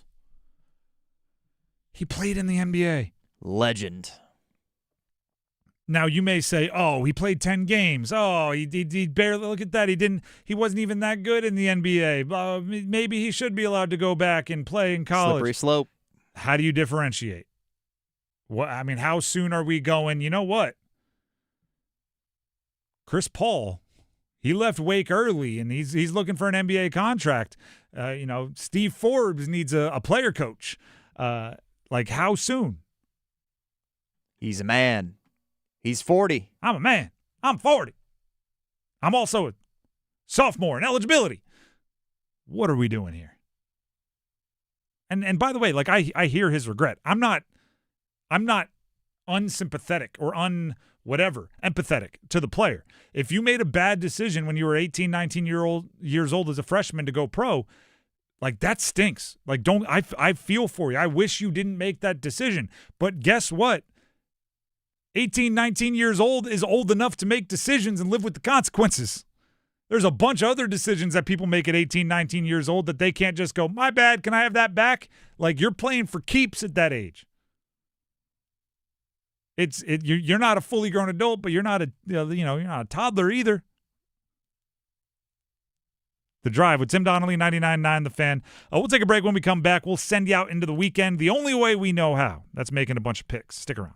Hey, folks, Dennis Cox here once again for my good friends over at Law Tigers. I know a lot of us are going to be just sitting inside, enjoying the snow this weekend, having some fun, eating all the snacks, maybe go sledding, doing all those kinds of things. But one thing I can't wait to do when this weather warms up, it's hop back on the motorcycle and ride once again. But also celebrating my favorite hockey team in the process, and I want you all to do that as well. Go to caniacsbike.com and enter for your chance to win a custom Canes Ducati motorcycle. That's right. The Law Tigers are teaming up once again with your Carolina Hurricanes to give one lucky Caniac a custom Canes Ducati motorcycle, courtesy of Art Moto Garage and Shiny Side Paint. Go to caniacsbike.com to enter for your chance to win. Bike will be given away on the ice April 4th, live at the game, and includes tickets and a catered suite. Go to caniacsbike.com to enter. Law Tigers is a network of independent law firms who are members of the American Association of Motorcycle Injury Lawyers. Law Tigers is not a law firm. Listen for the oh my goodness. Sears pulls up left wing 3. Ring it up. A dagger. A dagger by Sears. They got posters. Rebound battled for. Picked down Badunga. Rejected emphatically by Coleman Hawkins. One in the what? Maddox for Xavier. He'll throw a bounce pass in the lane for a two-handed jam. The road to Indianapolis runs through 99.9 The Fan. I'm at the movies, asking people if they'll switch seats with me for $574. Here, take mine. So what about $574 if you switch your home insurance to Allstate? Too much work. Not if you call them. They handle the switching. Now, that's a plot twist. Shh. Check Allstate first, and you could save hundreds on quality home insurance today. You're in good hands with Allstate. Not available in every state. Based on the national average annual savings for new home insurance customers surveyed in 2023 who switched to Allstate and reported savings. Why choose a Sleep Number smart bed? Can I make my site softer? Can I make my site firmer? Can we sleep cooler? Sleep Number does that. Cools up to 8 times faster and lets you choose your ideal comfort on either side. Your Sleep Number setting. JD Power ranks Sleep Number #1 in customer satisfaction with mattresses purchased in-store and online. And now the more you buy, the more you save on beds, bases, and more. Plus, get free home delivery on most beds with base. Limited time. For JD Power 2025 award information, visit jdpower.com/awards. Check it out at a Sleep Number store today. This is the sound of Lucy, staying on top of her spending. You see, even though she's buying a new pair of jeans, she knows that it fits within her monthly budget. Because Wells Fargo will send an alert if her balance drops below her set amount. Yep, nothing gets past Lucy, or Wells Fargo for that matter. However you make money work, Wells Fargo can work with that. Wells Fargo Bank, N.A., member FDIC. Now, let's take a short break from our 8-hour ode to the oboe for a word from our sponsor, Mr. First Tuesday. Get your scratch-offs on the very first Tuesday. Looks like we've got a caller on the line. How are you not more excited about new scratch-offs? There's millions in prizes. Who is this? Oh, this is Mr. First Tuesday. And by the way, it goes, get your scratch-offs on the very first Tuesday. Must be 18 to play. Problem Gambling Helpline, 877-718-5543.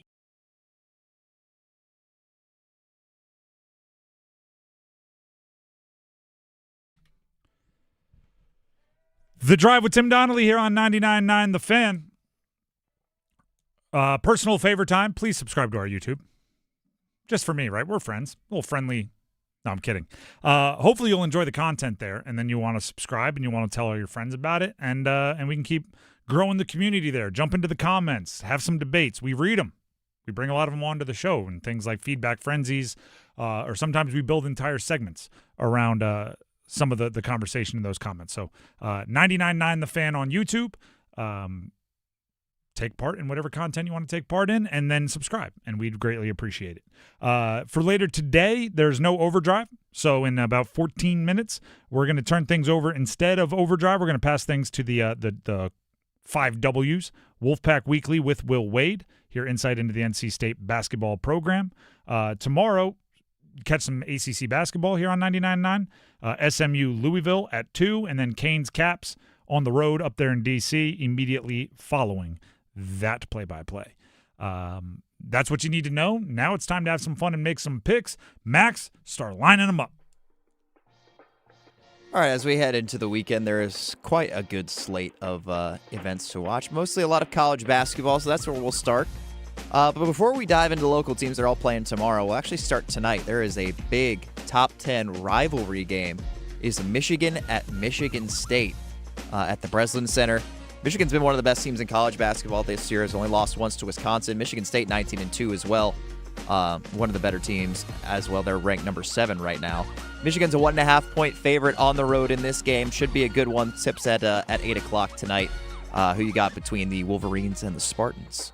Well, first of all, this is obviously a big rivalry game right there all the way at the top of everything you just said. The real story in the Big Ten is Nebraska.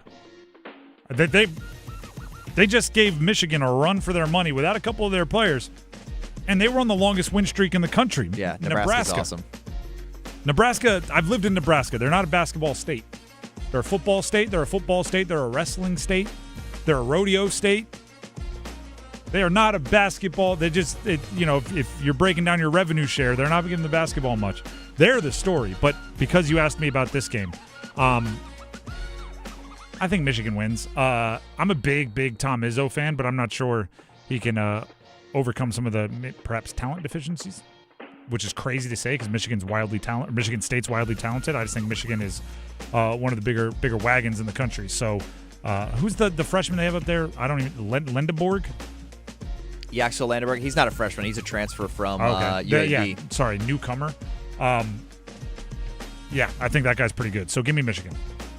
And they also, shout out to Elliot Cadeau, guy that we're very familiar with around here from his time at UNC. Apparently he's turning things around and playing pretty well up there in Michigan. I'll go with Sparty just because of the clip from, I don't know if it was this week or last week. They're in the huddle, mic'd up, and Tom Izzo turns to one of his players. He's like, Kerr, you couldn't guard my mother. My mother. And then he just keeps going on to the rest of the huddle and drawing up whatever. It was hilarious. But tough environment to go into. So for Michigan, Fears is a monster up there as well. Oh yeah, he's an assist machine. Should be a good game. I'll definitely be tuning into that one tonight. Nothing will ever beat. I'm a mic'd up nerd. Nothing will ever beat Patrick Ewing, when he was the coach at Georgetown, and he's in the huddle and he looks at somebody. He's like, "Do you practice walking bucket?" I think he said she's 98 too. She may not be as good of a shooter as she once was, but she'll drive to the bucket.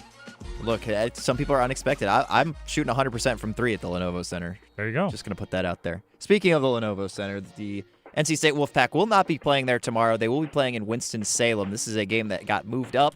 Originally was a 3:45 tip. Now it's going to be noon tomorrow because of the weather forecast. And that one should be available on our family station, Mix 101.5. If you want to watch, it is only going to be streaming on ACC Network Extra, is what was most recently announced. So originally it was going to be on the CW. Because of the reschedule, ACC Network Extra tomorrow at noon. NC State, a 3.5-point favorite on the road at the Joel Coliseum in Winston-Salem. What do you got in this one, NC State or Wake Forest? I have State. Wake is getting to the point, and they might be there, they might be past it, where I can only say like they're better than their record shows so many times. I don't even know if that's true. Before you are what your record says you are. Like that has to be true at some point. I still think they're more talented than like 500, and they're awful in the ACC. But they were really close to beating Michigan and Texas Tech earlier this year. I'm telling you, I said it for a month straight. Like they're better than that. They're better than, but they're losing. So give me State. And I think it'll be more difficult than, I guess some numbers would indicate, because I still think Wake's better than their record says. In theory, they should be, right? But no, I'm going to take State. And honestly, I think they've cruised in this one. They handled them pretty well in the first game, so I think they I'm not they denying do it again. Any of that. Not denying any of that. Another noon tip in the ACC. Duke heading up on the road to Castle Coliseum in Blacksburg to take on Virginia Tech. Duke's a big favorite in this one, 10.5 points over the Hokies. They are 19-1, 8-0 in the ACC. Virginia Tech 5-4 in the ACC, trying to pick up some big wins to improve their tournament case. If you look around, they're basically right on the 11 line right now, just teetering on the bubble. I have them in on the 11 seed as well, avoiding the play-in, though, as of now, because they have a pretty good record in the first two quadrants. But a win here would definitely be big for them. So what do you got between the Hokies and the Blue Devils? Yeah, I've Duke. They were 17.5-point favorites against Wake Forest 2 games ago. And I remember going. We sat together at that game. That's true. And I remember going, like, when I saw the number, like, that's just a giant. They could play really well and not cover that. They did kind of easily. And even with Wake getting off to a good start in that game too. So I see 10.5 against Virginia Tech, and I have a similar feeling of like, well, Virginia Tech, but 10.5, they're a top half ACC team. But I'm going to try not to fall for it again. So give me Duke to cover. I guess they win by 15. I think Virginia Tech at least covers the points. I wouldn't be shocked if they pulled off an upset and got the win. I don't know if I'm quite there where I'll Castle pick them rocks. to win. Castle gets rocking. I'll pick them with the points, but I'll say Duke wins it in a close one. Wow. All right. And then we'll go to the final triangle team, North Carolina. 2 o'clock tomorrow on the road at Georgia Tech in Atlanta. Carolina 10.5-point favorite as well over the Yellow Jackets. Looking to keep building up some momentum after coming back from that tough West Coast swing. They got a couple games here. I think it's a Saturday, Monday for them, so they'll take on Syracuse Monday, and then they're taking on Duke next Saturday. So Georgia Tech here as they look to improve their standing in the ACC. Tar Heels or the Yellow Jackets. Georgia Tech is it's like a riddle for me. I've only seen them play 2 games. It was the game against Duke and the game against NC State. They took Duke down to the wire, and they beat NC State. But I think this is a case of like a bad shooter, but I only watched 2 shots, and they both went in. So I think he's a good shooter, but I saw the only 2 shots he made all day, and I was looking away for all the misses. So yeah, I think UNC wins. I have a higher opinion of Georgia Tech than most because every time I watch them, they play well. Reeves, number 14, fills it up every time I watch. So perhaps he does that again, but I think UNC wins and they go on and win by a bunch. Yeah, I think Carolina gets it done there pretty easily as well. And now we'll finish up on the sheet. Carolina Hurricanes have a back-to-back this weekend at Washington tomorrow at 5 o'clock. Back home against the Kings, weather permitting, of course, on Sunday at 3 o'clock. Both those games will be available right here on 99.9 The Fan. What do you got for the Canes this weekend on a back-to-back and traveling back home on Sunday? Neither team is the that they're playing is like the big bad scary team. So give me matching 4-2 victories, 4-2, 4-2. Maybe an empty netter in one of them to make it happen. But yeah, 4-2 is what I'm looking for. Give me yours real quick. Caps got some goaltending injuries right now, so I'll true. say 5-2 against the Caps, and then I say they beat LA 4-1. That was kind of a cool moment in that shootout. The Drive with Tim Donnelly, 99.9 The Fan, as cool as it could be with them. You know what I mean? The Drive with Tim Donnelly, 99.9 The Fan. Wolfpack Weekly with Will Wade coming up next here on The Drive. We'll be back on Monday to recap an awesome weekend. Be safe out there if you're on the move and there's snow and ice and all that. Just be cautious, please. Think about everybody else. And shout out to Max for keeping us up and running today. We'll see you on Monday. Have a great weekend. Move your sports day forward. The goal for the Carolina Hurricanes in the remaining games before the Olympic break, simple. Replenish those reverse Uno cards.